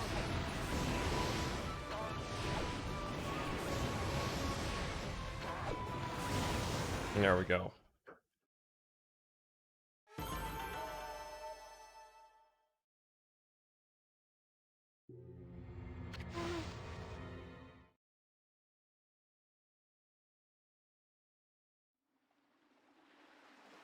And then suddenly, the stars are all sparkly. And we get some fireworks. And we get a cool little festival. So yeah, basically at this point in the casual playthrough, you're just like, oh, we defeated the big bad, we've won the game. And then the second part of the game happens. So yeah. Before I finished the game, I saw how long the any percent speedrun was without actually seeing the run, and once I beat Orochi, it's like, I guess that makes sense if you can skip cutscenes. Yeah. And then the game just kept going. Yeah, exactly. It's and I got kinda more and more ridiculous. confused. Yeah, this like basically your first casual playthrough usually takes you about like what 40 to 80 hours. It is a long game. So right there we used the Mist Warp ability to quickly go back into North Raya right here. And we're gonna clear some more stuff that we haven't cleared yet. Basically go on to the next section of the game now that we've finished the Moon Cave part.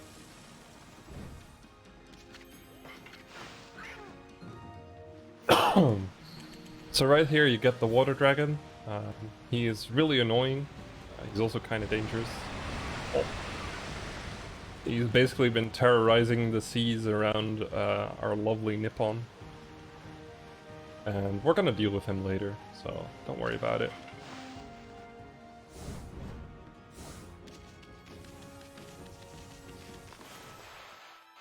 But first, we need to do something way more important than saving people. Buying the favor of the gods. Nah, get an upgrade. Ah, yeah. So by dumping the most amount of money into this spring 3 times, we basically get an upgrade to a brush power. In this case, it is Cherry Bomb. Like basically both Cherry Bomb and Power Slash are the two where this style of upgrade is a thing. There's actually a really interesting glitch that's also involved with this. If you throw the least amount of money into the well, into the spring once, and then do the most amount of money 3 times, the game will give you your money back. However, for some reason, it multiplies the amount of money you put in. So for... I'm not sure what the math is exactly, but it is incredibly significant to the point where it's actually used in routing the new game version of this run, where you don't have a ton of money from New Game Plus as I do. Like especially for this one, you almost get more back than the amount that you threw in. Like almost. It is pretty ridiculous. Wow. Free money. Basically. Sign me up.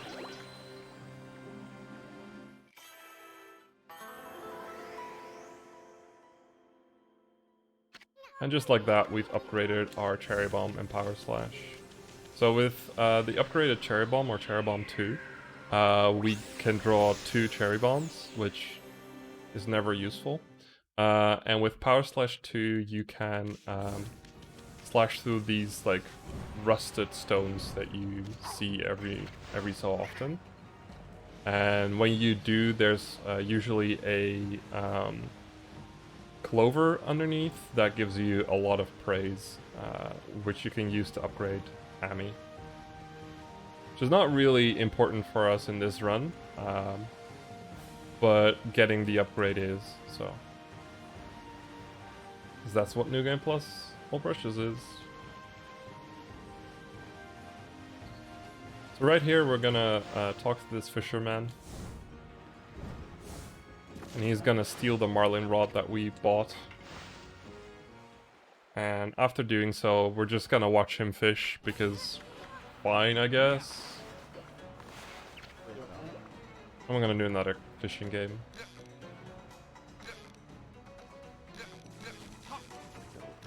Actually, I need to be careful about my health.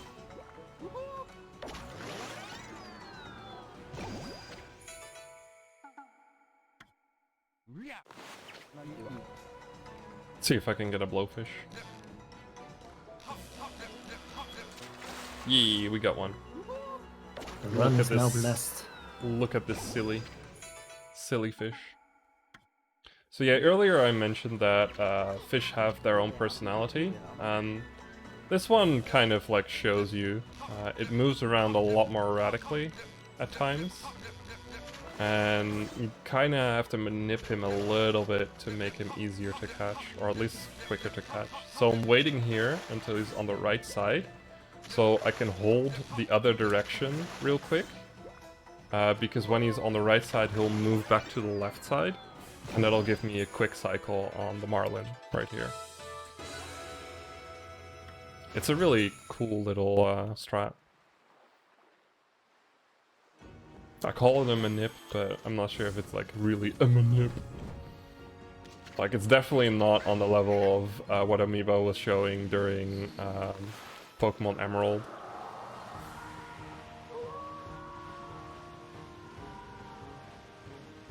So right now we're gonna go onto this little cave, and again, because we can't KT above water, we're just gonna stand right here on top of Orca. And we get to play as realistic Ami for a little bit. So yeah, fun fact, this model of Ami is the original model that the game was first first shown with, because they had first wanted to make this game extremely realistic and whatever, and they only at another point made it into this aesthetic. Yeah. I am really happy they went with that choice. Same. So right now we're summoning Wind on Earth to make a galaxy spin. Physics. But by doing so, we get the Whirlpool Galaxy to show By doing so, we get a whirlpool that'll lead us to the Dragon Palace. And inside the Dragon Palace, we can finally deal with the water dragon that has been raging in these lands. Seas. Whatever.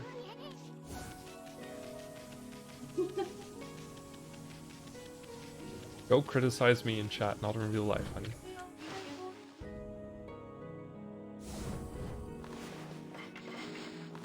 So yeah, instead of going inside of the building, we're just gonna jump over an invisible wall right here.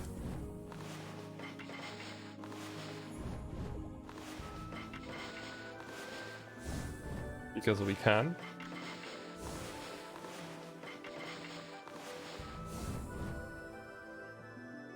And here we finally get to use the digging champ that we got like, what, an hour earlier? More than an hour earlier. And we're gonna go into another digging game. Now the cool thing about this digging game is that I'm gonna be jumping right at the start. I'm gonna try to jump right at the start, like so, to get over the top right there. By doing that, we skip about a minute worth of this digging game. Because for some reason you can jump on the first frame of entering this digging game. Which is pretty cool.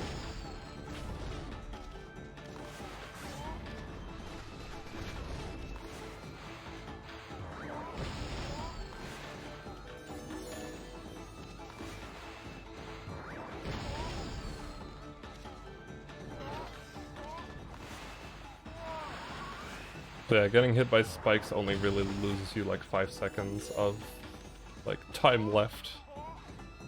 It's not really too important when I still have 5 minutes left when I start digging right here.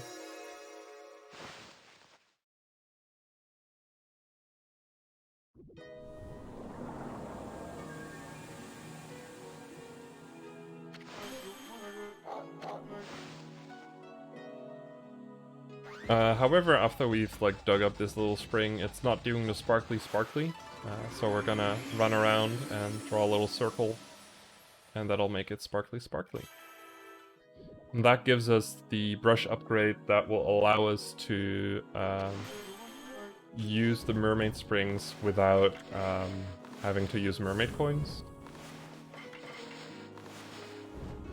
So that's pretty useful.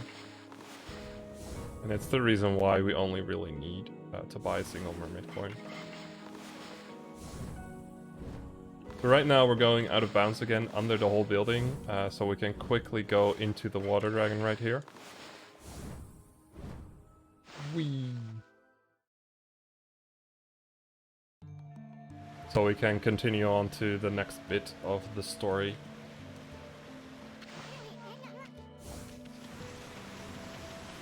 So yeah, the idea here for the inside of the water dragon is that there's something lodged inside of him that we need to get out. So that's why we're doing this endoscopy, I guess. I guess you could call it that. You just made this section a whole lot weirder for me. You're welcome.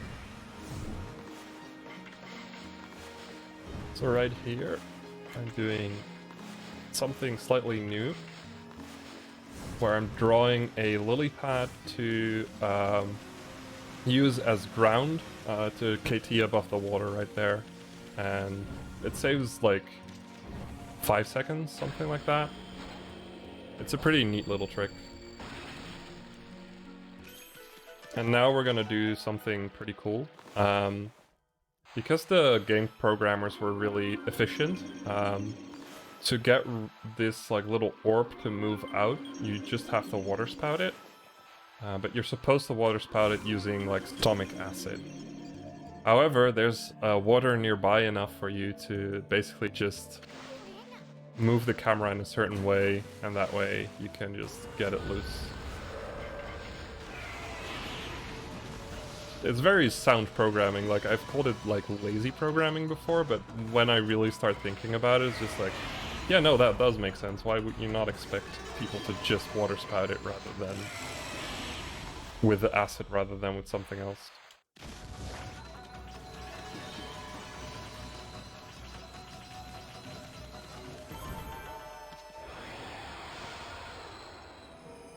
It has actually been patched in the newer versions of the game, so if you want to try this on your current console or on your PC, like, you can't do it, sadly. So right now, all these little droplets will hurt me, and they fall around randomly, and I just messed up myself anyway. And if they hit you when you're above the water right there, you lose like at least 20 seconds of time. Because you just drop straight down.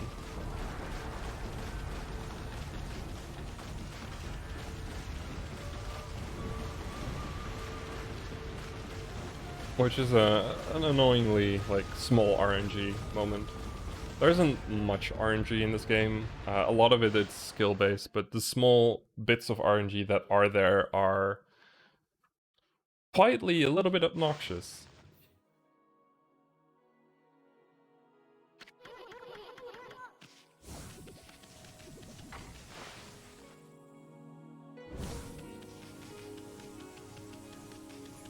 Would now be a good time to read out the donation? Yeah, sure. Yeah, because we got €5 from Couple Theta saying, "Greetings from Antwerp. I see a lot of awesome games coming up on the schedule. Thank you very much." Thank you very much indeed. From our southern neighbor.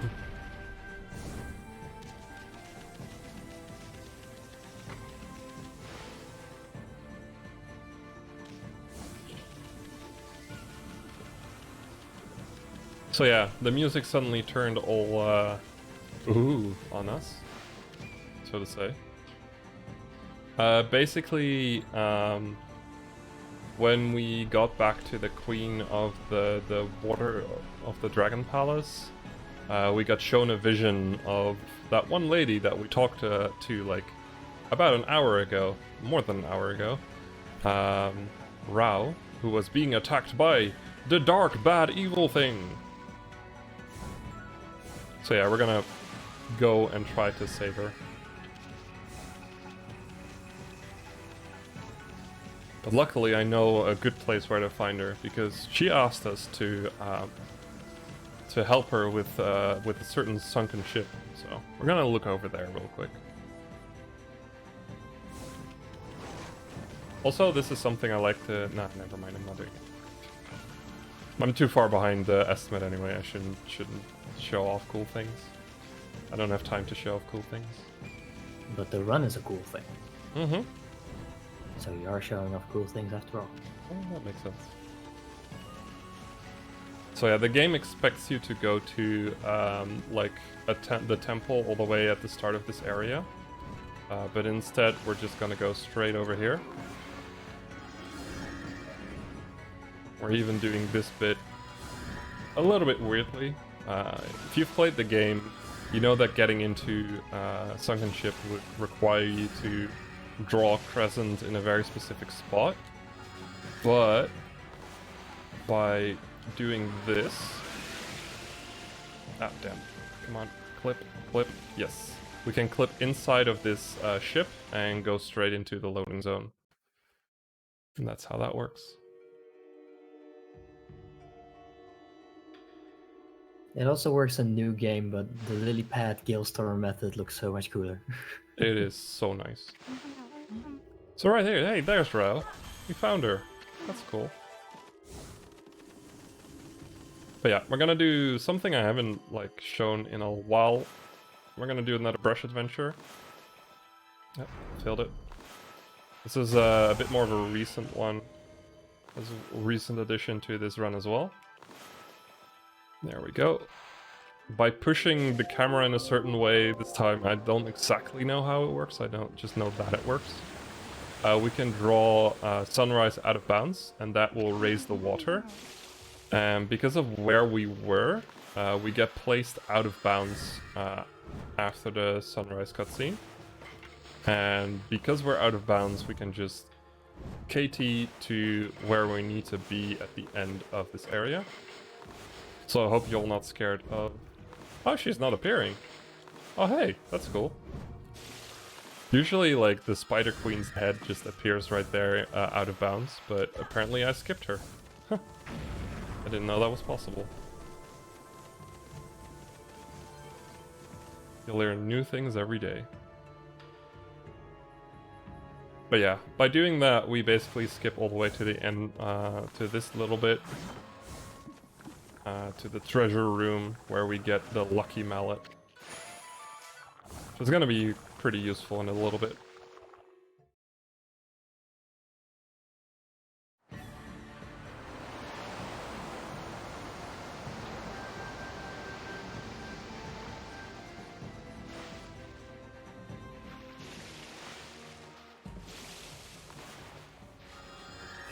So right as we're leaving the sunken ship, the dead water dragon suddenly appears again.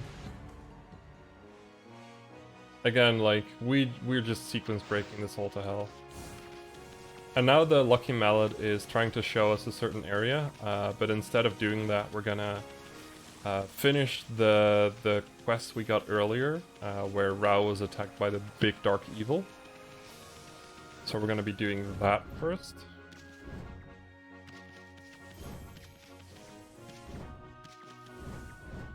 It's very kind of her to take a break from being attacked to help you with the ship. Yeah, I know, right? Right here, she's suddenly a ghost. What? What happened?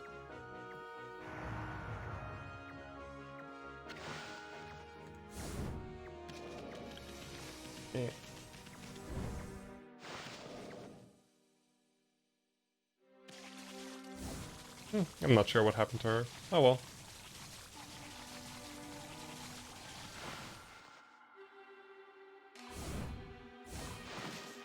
Okay. But before...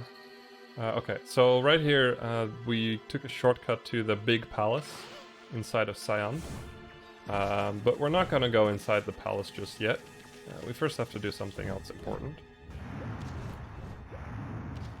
Ah, damn. Okay, photosensitive warning in 3, 2, 1. There's gonna be a lot of flashing lights for a bit. I was hoping I could get that first try, so it wasn't gonna happen more often, but if you fail this jump, a lot more flashes happen. There we go. Second try. I'll take those. But yeah, we just escaped from the palace. You can't just run out the front door. You have to, like, jump out using weird stuff like that. And then we're gonna go back to finishing the quest from the Lucky Mallet. So what the Lucky Mallet does, it basically like shrinks you down to like very small, to the size of about Issen. And that allows you to go into this dungeon. And we're gonna do another cool little trick here. So I'm gonna move my camera in a very specific angle. And there we go. First try. Awesome. So we like to jokingly call this Mist Warp because that's also the name of an upgrade. Basically, you can slash this pot from anywhere inside of this dungeon, quote-unquote dungeon, and in doing it right at the start, we basically just warp all the way over there, and it saves a lot of time over running around, grabbing a key, and doing a lot of other stuff. And is soon trying to talk to you 5,000 times. Yeah, that too. It is pretty cool.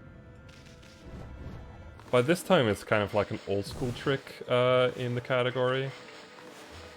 But it's one of those tricks. There's like been a bunch of them in Ōkami history, where it was found like 12 years ago or something stupid like that. And no one like took the time to like really figure out what was going on. So it basically became unknown for a very long amount of time until someone like rediscovered the glitch, and then we were like, hey, but wouldn't that be faster? There's like at least like 5 different glitches that have that history in Ōkami. And in the case of Mist Warp, it's like for a while people didn't even go for it just because the other setup that we had before this was so much more precise. It was terrible. Yeah. I think I was at one point like the only one that went for it because I thought of it. Also, KTing over this is really annoying. So it might look like I'm in bounds right now, but I'm still out of bounds. Like there's an invisible wall right there. So I have to KT out of here. Takes 3 KTs. There we go. I never know why, but in this area my KTs always just like screw up completely.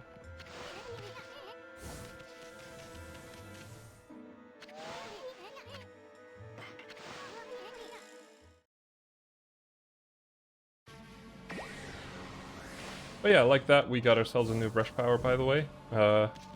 Didn't really talk about it. That brush power is Mist.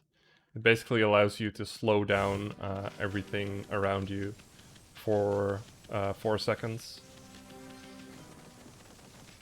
And you need it to get past these guards, but because we did so much sequence breaking, we never really needed it. And then we can go inside of Himiko's palace right here. And do like just how many things we do in the supposedly very important rush to the goal section, you know? Yeah, exactly. So right here is a bunch of lava. We can just liquid KT over it if I'm not too high, like I was just now. You can do this without using KTs, but it requires like 4 different frame perfect inputs, and it is officially the hardest trick in Ōkami, and I think only like 3 people ever go for it. I have not even attempted it before, so it is ridiculously difficult. I haven't attempted it yet, it's scary. It is incredibly scary. But it saves like half an hour or something crazy like that. It is actually ridiculous how much time it saves. 2, 3. funnily enough, the way back right here, you can make a lot easier.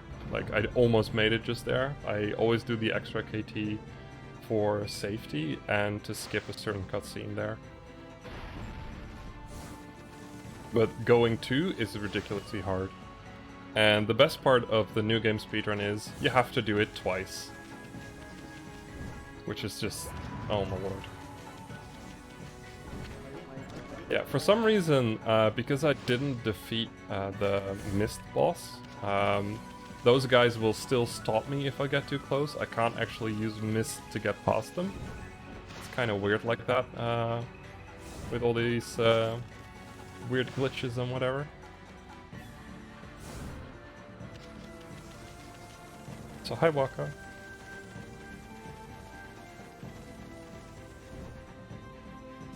And now we are going to our next dungeon. So, right as we entered Himiko, basically we fought the big bad dude, but we couldn't properly defeat him, and they couldn't properly defeat us, so it's just like, okay, I'm just gonna peace out because he can never fight me anyway. And then, Queen Himiko, like, in her dying breath, gave us the location of their lair, so we're gonna go over there and beat the heck out of him. We actually get to see a boss in this game. Are you guys hyped? An actual boss fight? Excited. Let's go. That is technically skippable, but not in this run. Yes. Very excited. I still remember trying to figure out if we could skip the boss, but sad days, you can't.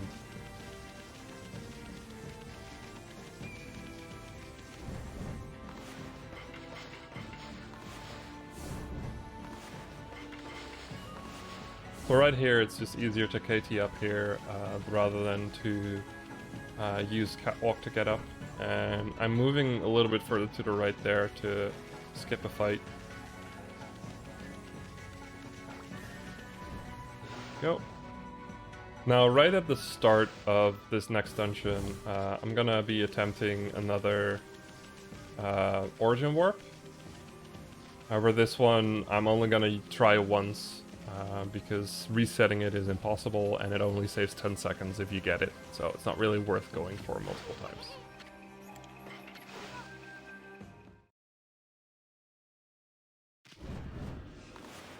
Ooh, I might have got it. I didn't hear a step. I know I shouldn't go for it, but I'm going for it. So this is the second useful Origin Warp. All the other Origin Warps aren't useful. I hope I got it. Didn't hear a step, but I might not have heard it correctly. Nope, okay, I didn't hear it correctly. Damn. That's too bad. Would have loved to show them that one off. So this one, that Origin Warp, is probably also really funny. It just puts you on the other end of this giant mountain, rather than me having to do all this jump warp that I'm going to be doing for a bit. So simply by going out of bounds right here and jumping here, we skip about half of the dungeon. Because we're going straight to where we need to be for the next brush power. Because that's really the only reason we go into this dungeon, is to get a brush power.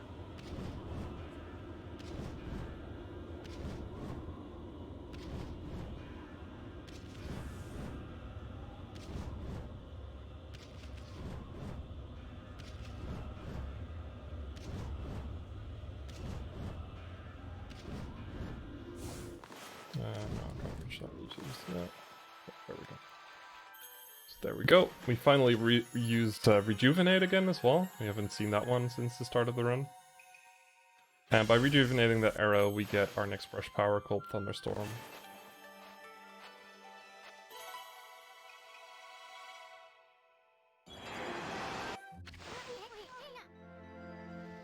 Now, Thunderstorm is basically the same as Water Spout in Inferno, except with electricity. Which is pretty neat.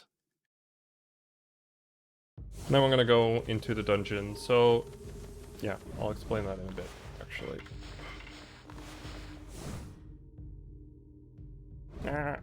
Oh wait, overshoot there. There we go. So basically what we're doing here, we're moving in between different maps. This dungeon exists on 5 different maps. And we just went from one map to the other. And this map will lead us to the next map we need to go on. Otherwise we could have just KT'd all the way to the end of the dungeon, like we did in other dungeons.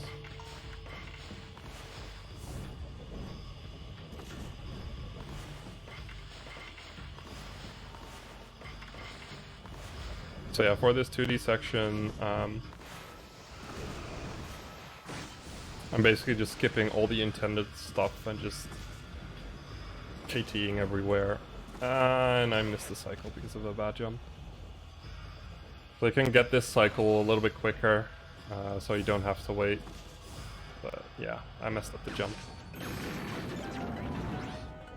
And then at the start of this one, it starts another cycle. And I'm gonna have to wait for this cycle anyway, so I'm just taking it kind of slow and steady. Don't need to hurry a bit, because right here, see, I still need to wait a bit. And this is another cycle-based thing. True, one cycle, let's go. Taking it slow and steady in a speed run, shaking my head. I'm sorry. I'm forced to. Right. And you game.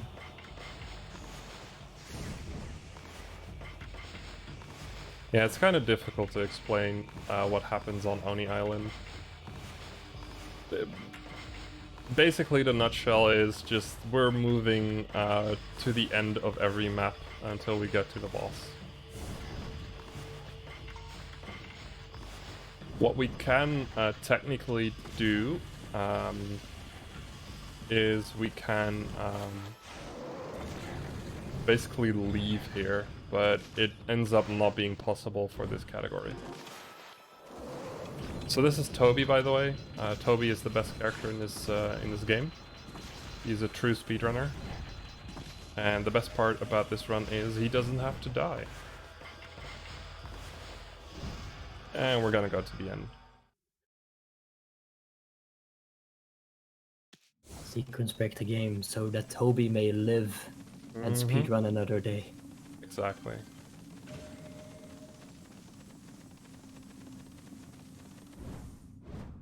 So yeah, the next boss is kind of like things that are a really big deal.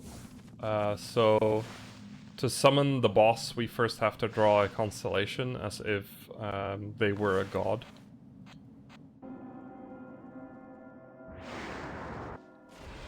Because they're a bit like egomaniac.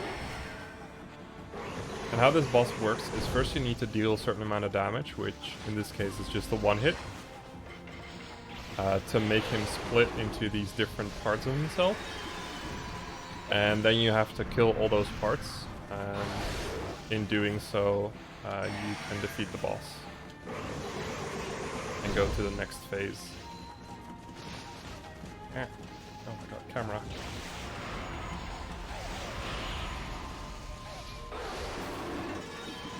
And the next phase is just a straight up fight, so no special shields or whatever, which means that we just one-shot him.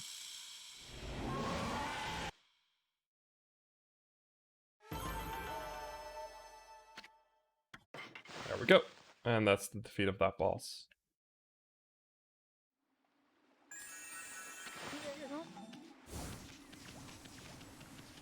Now, before we're gonna go to the next area of this game, we're gonna have to do a little bit of cleanup and get a couple of brush upgrades that we would otherwise skip if we were just gonna go straight to the end of the game.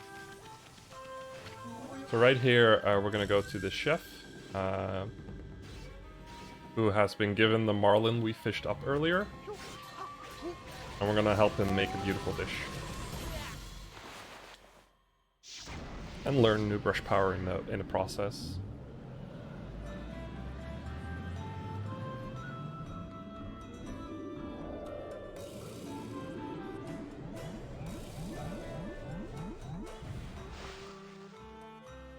Yeah, this brush power is Whirlwind. Basically, like, summons a giant gill around you that damages enemies for a while. It's pretty cool. You can use it in casual play, but it's kind of inconsequential in speedrunning. It's almost more trouble than it's worth.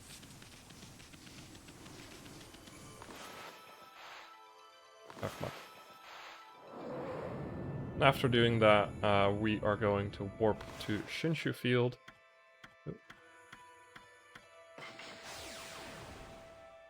To do another little mini game.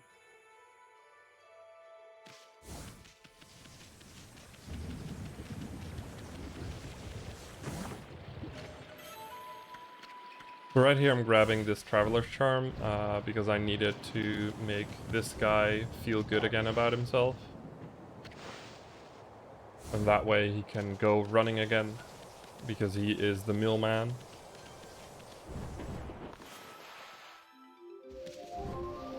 And now we're gonna respawn him by making a day so we can do a race with him.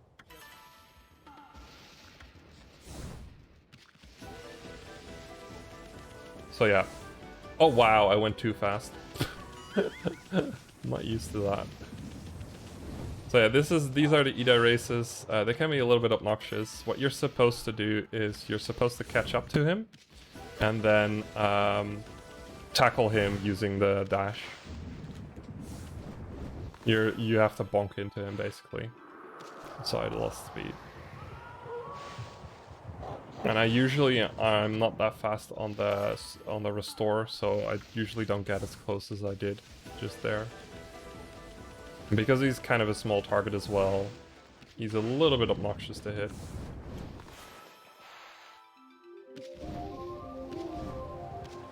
There's been a comment in the chat saying they love this song, so I really hope that they love the first 5 seconds that you get to hear. Mm-hmm. Damn. Yeah, because if I fail, I instantly reset it rather than trying to chase after him. It's actually a lot. It is possible to like very quickly chase after him and catch up that way, but it ends up just being faster to reset it, and I'm failing it in every single way possible right now. This is amazing.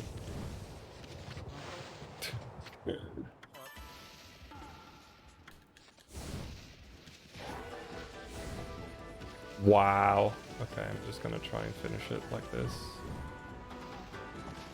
A little bit tricky. Nope, unlucky. Okay. I'm just gonna do this slow and steady. No fancy speed restoration tricks right here.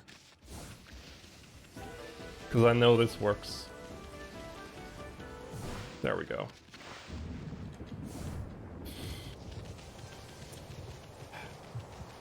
Usually he doesn't give that much trouble, but in just about like half of all the world records for this category, at least one Ida one Ida race has been failed.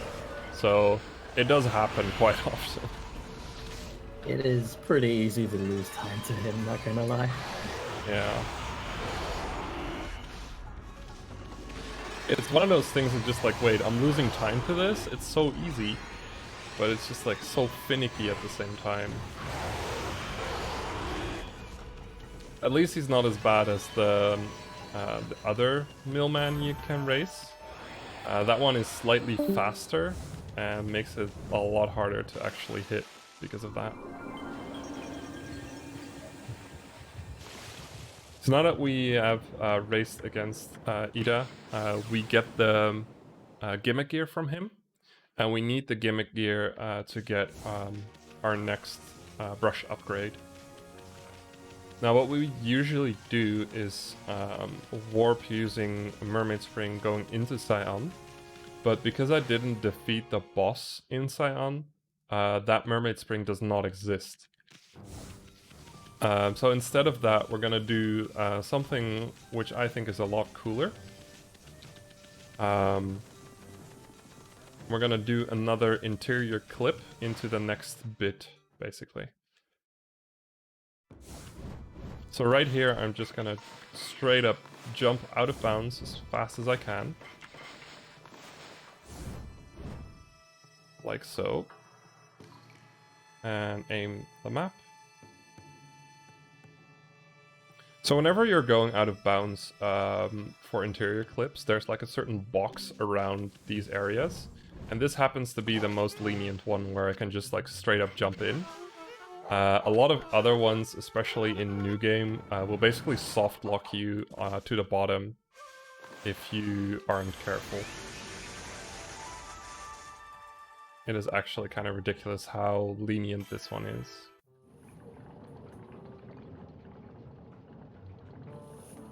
So yeah, after giving this guy again the gimmick gear, he starts his giant clock, and by doing so we get the Thunderbolt brush upgrade, which allows us to summon lightning wherever we want. Possible epilepsy warning again. Is it going to be flashing? Flashing is not done yet. Flashing is done. Okay, cool. So what we used to do is we used to do this bit first and then go up to the clock tower, and we would actually KT all the way up to the clock tower. So this is ever so slightly faster than doing all those KTs.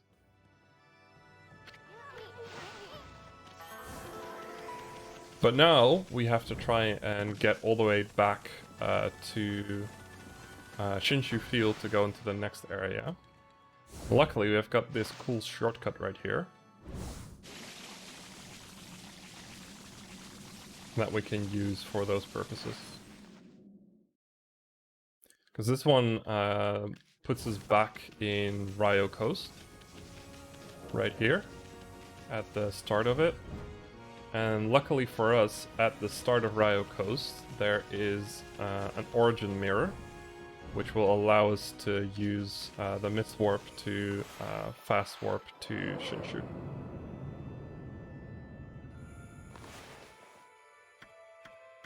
And simply because of this, skipping Blight is possible. Otherwise, we would not be skipping Blight. It's a little ridiculous.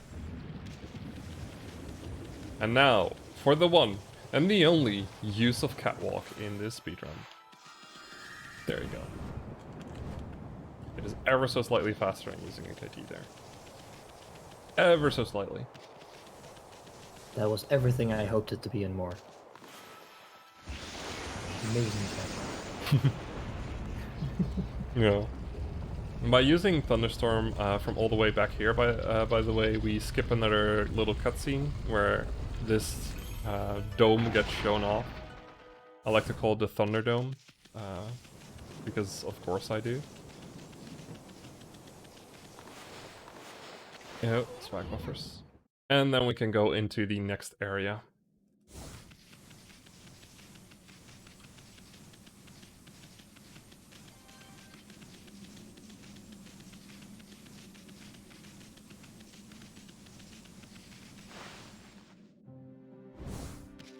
So the next area is basically like,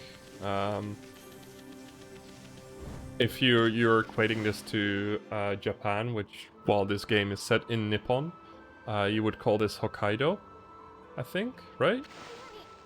Is my Japan knowledge correct? Like the northern island, basically. Shall I Google it? Sure, go ahead. Sure, let's Google it.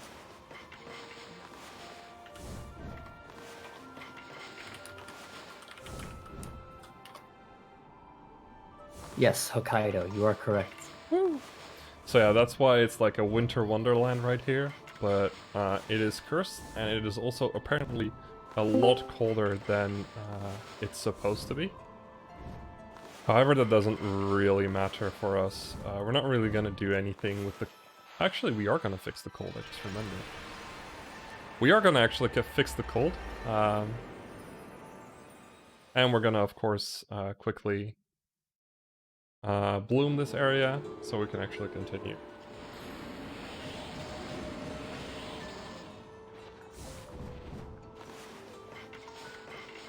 So right here is another fight trigger. And we're just gonna skip it by jumping over it again. In New Game Plus any percent, hitting that fight is actually a soft block. Because you don't have the brush power to finish the fight. In this category we do have that brush power, but it is a lot slower to do the fight rather than to KT over like that. So I messed this up. There we go. Beautiful brushwork. So here we get another money spring. Again, we're gonna dump 3 times the highest amount.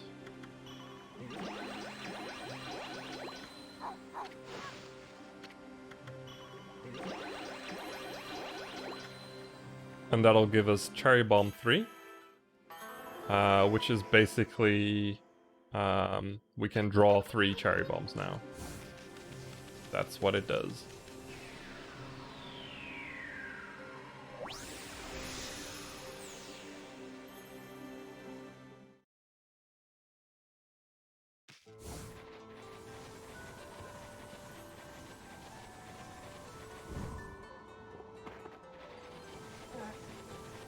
And then we're gonna go over to our next village.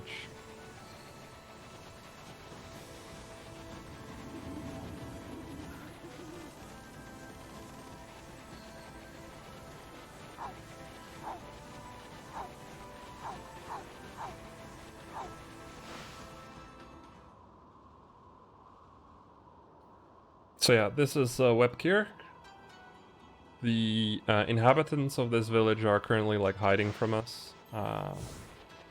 But we don't really care. We'll just be on our way anyway, so... They're just social distancing, Kinnin. Don't worry about it. Oh right, yeah, that's the thing, isn't it? Yeah, they saw what happened to Sion and they were like, okay, we're gonna stay inside. Exactly. Soon enough, the social distancing will be over, and then we can have these events in person again. Exactly. That would be awesome. Yeah. So yeah, right here... Oh. Go ahead. So right here, we're jumping over this gate. You're supposed to like talk to a lot of people and like fix some things or whatever, and that way you can let the gate be opened, but we can just jump over it. And then coming up right here, we got another really cool interior clip. So we're gonna go out of bounds again. I love this one. There we go. Ooh, I'm a little bit fast. I'm not sure if I can aim this correctly. Okay. This should be good. Nice. Fell into the loading zone. And by falling into the loading zone, we spawn all the way at the top of this area, skipping about 3 minutes, no, 2 minutes of walking. Just walking. So... this is pretty nice. This is a nice little skip that saves about a minute. Pretty cool. And then we're gonna go into the next dungeon. So you're supposed to like have done a lot of stuff already before you go into this dungeon, but we basically skipped, I think, a solid 4 hours of story just now. And we went into this dungeon.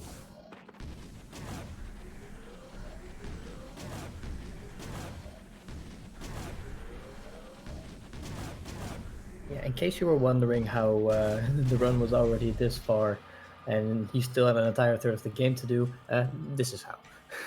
Yeah.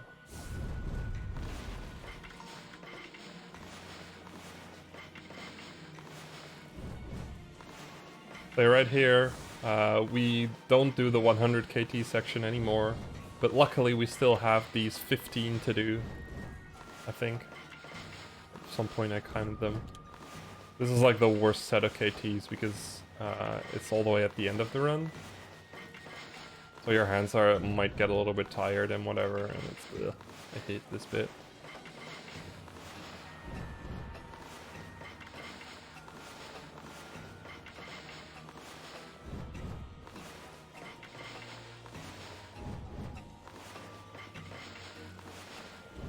There's like a lot of cool puzzles in this dungeon, but of course we're gonna just skip them all. And the music is creepy but cool. There we go. It fits the place really well. Yeah. There we go. And now we're outside.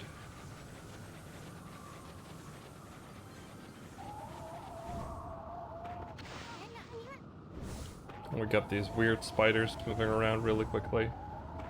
Don't really need to explain them. There we go. Use another slip to quickly finish the fight. And then we're gonna do this little puzzle. So I'm standing slightly far back for this one, mostly to skip a cutscene. And you're supposed to use mist to slow down these wheels, but you can just like press the brush button every so often to kind of stop everything and see if you need to power slash the handle. And then we get our last brush power. This is Blizzard. It is basically the same as Water Spout, Inferno, and Thunderstorm, except with ice. After learning that, we also get a new weapon, as you can see on our back. It is the Solar Flare. It is a weapon type that we don't actually like to use in the run, because it doesn't deal as much damage. But I'm gonna keep it on my back for a while, because in fights it's actually a lot faster to generate speed with it than the type of weapon we've been using so far. There we go, hole in one. Ah, I didn't get a hole in one.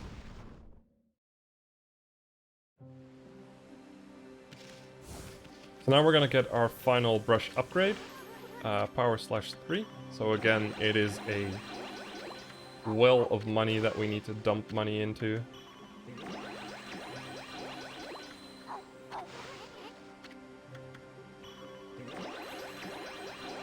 And after doing so, we have completed the run definition. So we have all the brush powers and their upgrades, and we can go and finish the game now.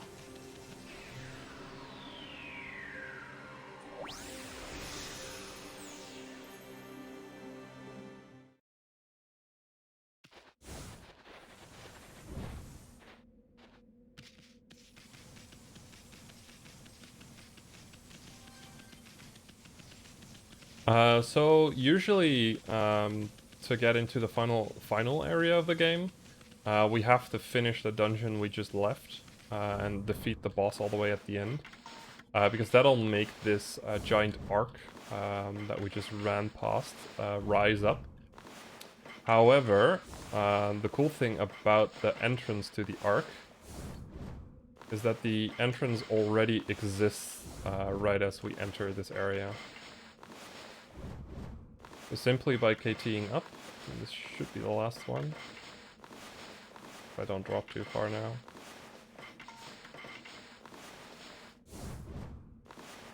Oh boy, I'm lost. Where am I? Yeah, it's kind of... okay, yeah, I went too far forward. Sometimes you, because the loading zone isn't too big, you kind of have to aim it from the ground and then hope you don't move around too much during your KTs, which I obviously did.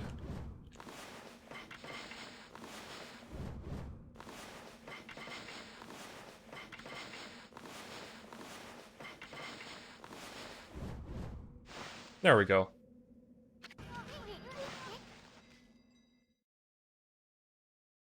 And now we are in the arc. So yeah, this is the arc of Yamato. Basically it like housed, I don't know, I'm not gonna explain it actually, that's just story bit that you're gonna have to play yourself. For speedrunning, basically it is a boss rush of all the bosses that we fought before except for one set. However, because we've been speedrunning, there's only one boss we've actually fought before, which is kind of funny to me. And a weaker version of the other one. Yeah. Oh, damn. With this boss we use Mist, and we use 2 slips to just instantly kill him right after.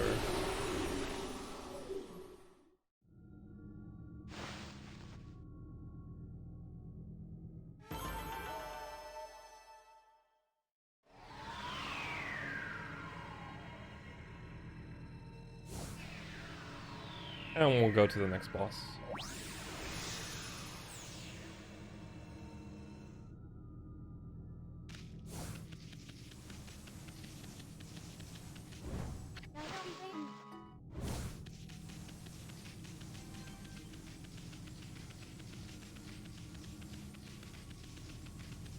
So the next boss is, well, as you can see by the thing, we're gonna fight Orochi again, so that's the boss of the Moon Cave. However, this time he is in his, like, in a lot stronger state. And we're gonna have to do slightly different strats to defeat him. At the start, we're still gonna do, for this phase, do the triple head thing. So first we let Earth attack, and then we make Poison and Light attack. And that way we can get all 3 of them drunk at the same time. And right there, you can see that the weapon I have just instantly gives me speed a lot faster. But now that we're moving into the second phase in a little bit, wait, don't mess this up too much. I'm just gonna get these 2 quick.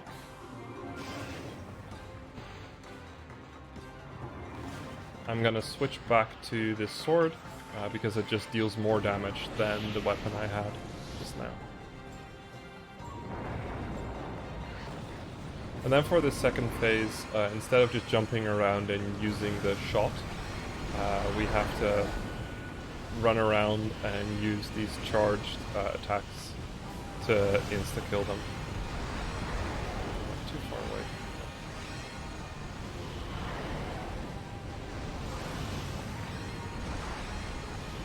You just have to time them and be in the right spot for these side swipes, because these side swipes are slightly faster than waiting for them to do that little charge attack. But if you fail, you're gonna have to let them do that charge attack.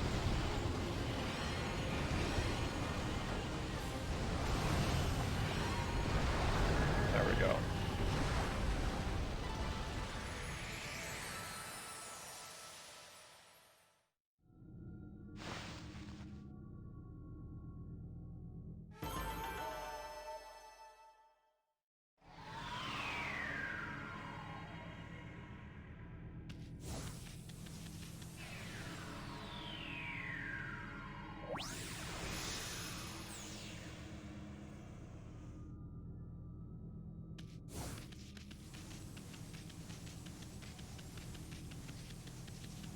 So yeah, this is probably the most boring part of the run. Sadly. It's just boss rush. And even the final boss ends up being kind of underwhelming in the speedrun. Do you want to play BSG trivia with me then? Sure, why not? Sure. Alright. So, let's start off with an easy one. What is the sister event of BSG, and where is it held? I think that's UKSG. and it is usually held in Glasgow, but Yes, it is. because of the coronavirus, they are also doing an online event. I'm not sure if you can still submit to it. Think you can. Just check them out. I don't know where you need to check them out. I'll tell you. Well, alright, the next one. Okay. And you're gonna have to answer this one in Dutch. Oh, What is the name of the reservation ticketing service that we use for BSG? Veilig reserveren. Correct.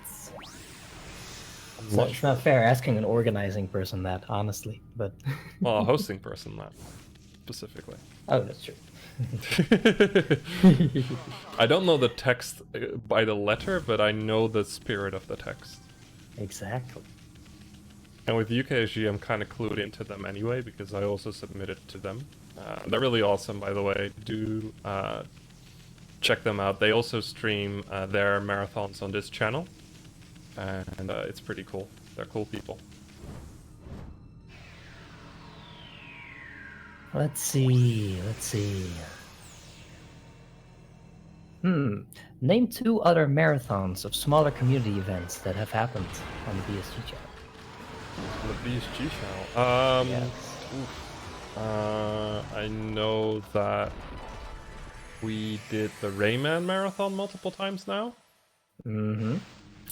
And Harvest Moon marathon we've done a couple of times as well. Correct. I also would have accepted Colin McRae event. Oh, right, that one. Yeah, that's pretty cool. Yes.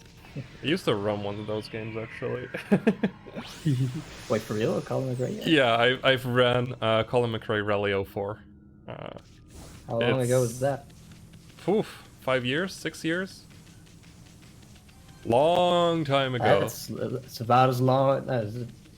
okay. Not quite, but close to as long as the last time I ran a Rayman game. Yeah, no. They're really, really chill speedruns. Like, seriously. So yeah. Well, we've got one more boss to go, and then we're gonna go into the final boss of the game. Finally.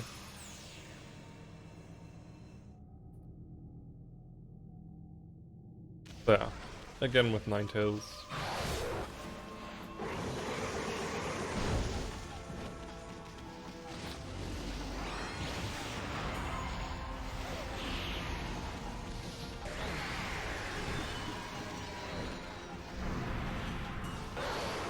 Too early.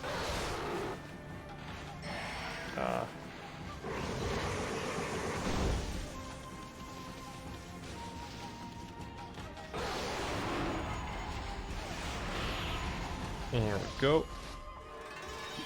And then with the other fight, I would just use the shot, but because this one likes to jump around a lot, I tend to just use 2 slips to make sure that I can kill him quickly.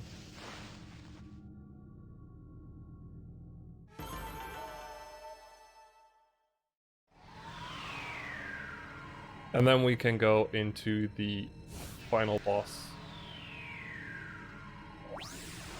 So, like, kind of the holy grail of Ōkami speedrunning right now is skipping this entire boss rush.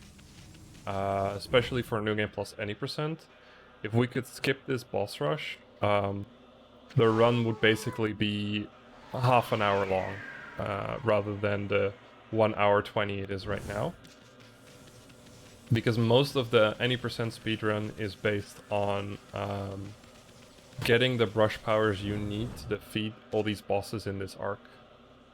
And if we could somehow skip that, it would just like save so much time. For this category, it wouldn't really change anything except that we could skip all these arc bosses.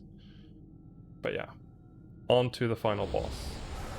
This is Yami, also a bull, so that's why we hate him, and we're gonna beat him up. Don't say ball. Exactly.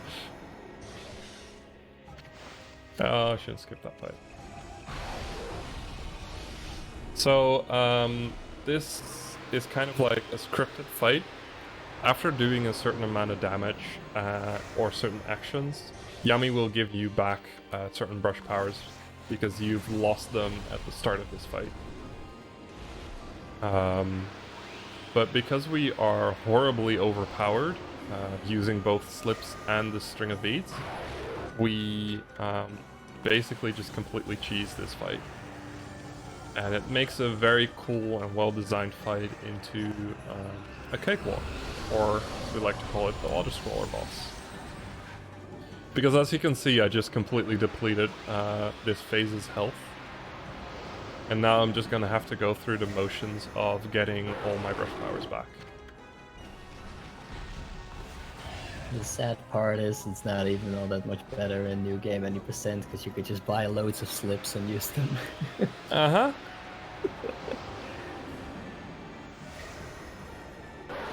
This is the greatest tragedy of Ōkami speedrunning, is this boss. There are definitely ways you can lose time to this one, but yeah. Usually it just feels like doing a big old auto-scroller at the end of the run. I feel when Ōkami literally lets you buy power. A true capitalist dream. Really, this is just a meta commentary about how capitalism took over Japan. So right here, I like to call this rigging the slots. By using 5 slips, we basically make Yami do this specific slot pattern every single time until we've gotten all of the brush powers back. So yeah, we just rig the slots. We're big cheaters.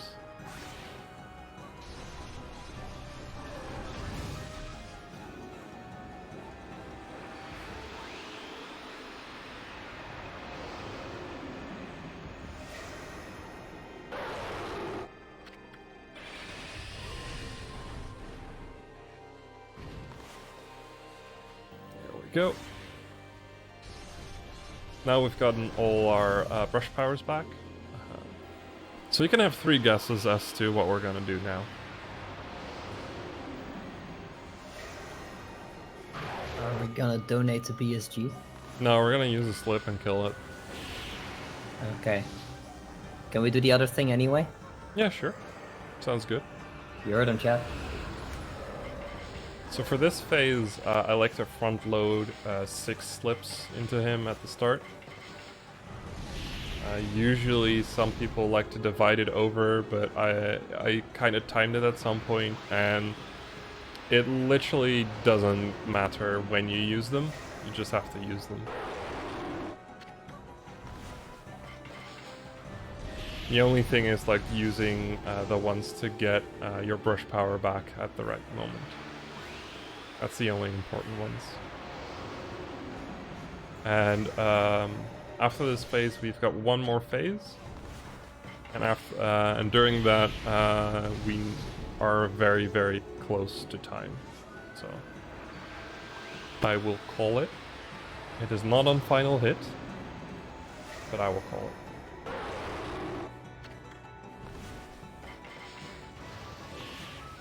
Let's use one more. Yes. Okay.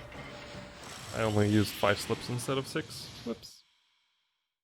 So for the final phase, it becomes all dark, and you have to use Sunrise to kind of like beat him, and then blam.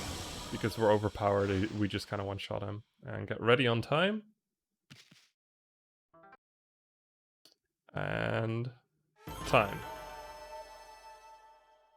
That was terrible. Apart from Origin Warp, though, that was quite an enjoyable run. But Yeah. that the most difficult trick definitely lived up to his name. The most difficult trick in this run. Yeah. Anyways, I would like to give really big shoutouts to the Ōkami community. That includes the other nerd you've been hearing for this run. And that includes Oride, Kryno, Tsunakan, Eternal Darkness, and There's one more person. No, that's it. I would like to thank Don't you them do my for, boy Kai Dada, Kaiserada. Kai is coming back soon, but he's not Exactly. coming back just yet. But yeah, And shout outs to recently returned Pills of that. yeah, that too. But yeah, you guys are all awesome, and we've worked on the run for a very long time now. And all of the categories in Ōkami are now absolutely amazing to do and to watch. So shout outs to all of them, and shout outs to BSG for letting me show off Ōkami again for the so many times now. It never gets old, and because of all the new stuff, it's also just cool. So yeah, thank you everyone for watching, and I'm not sure what's up next, so I'll let Sid do Next that. up, we have Stuart Little 2 and % Easy by the BPG 13. So let's go set up for that as we take a quick break.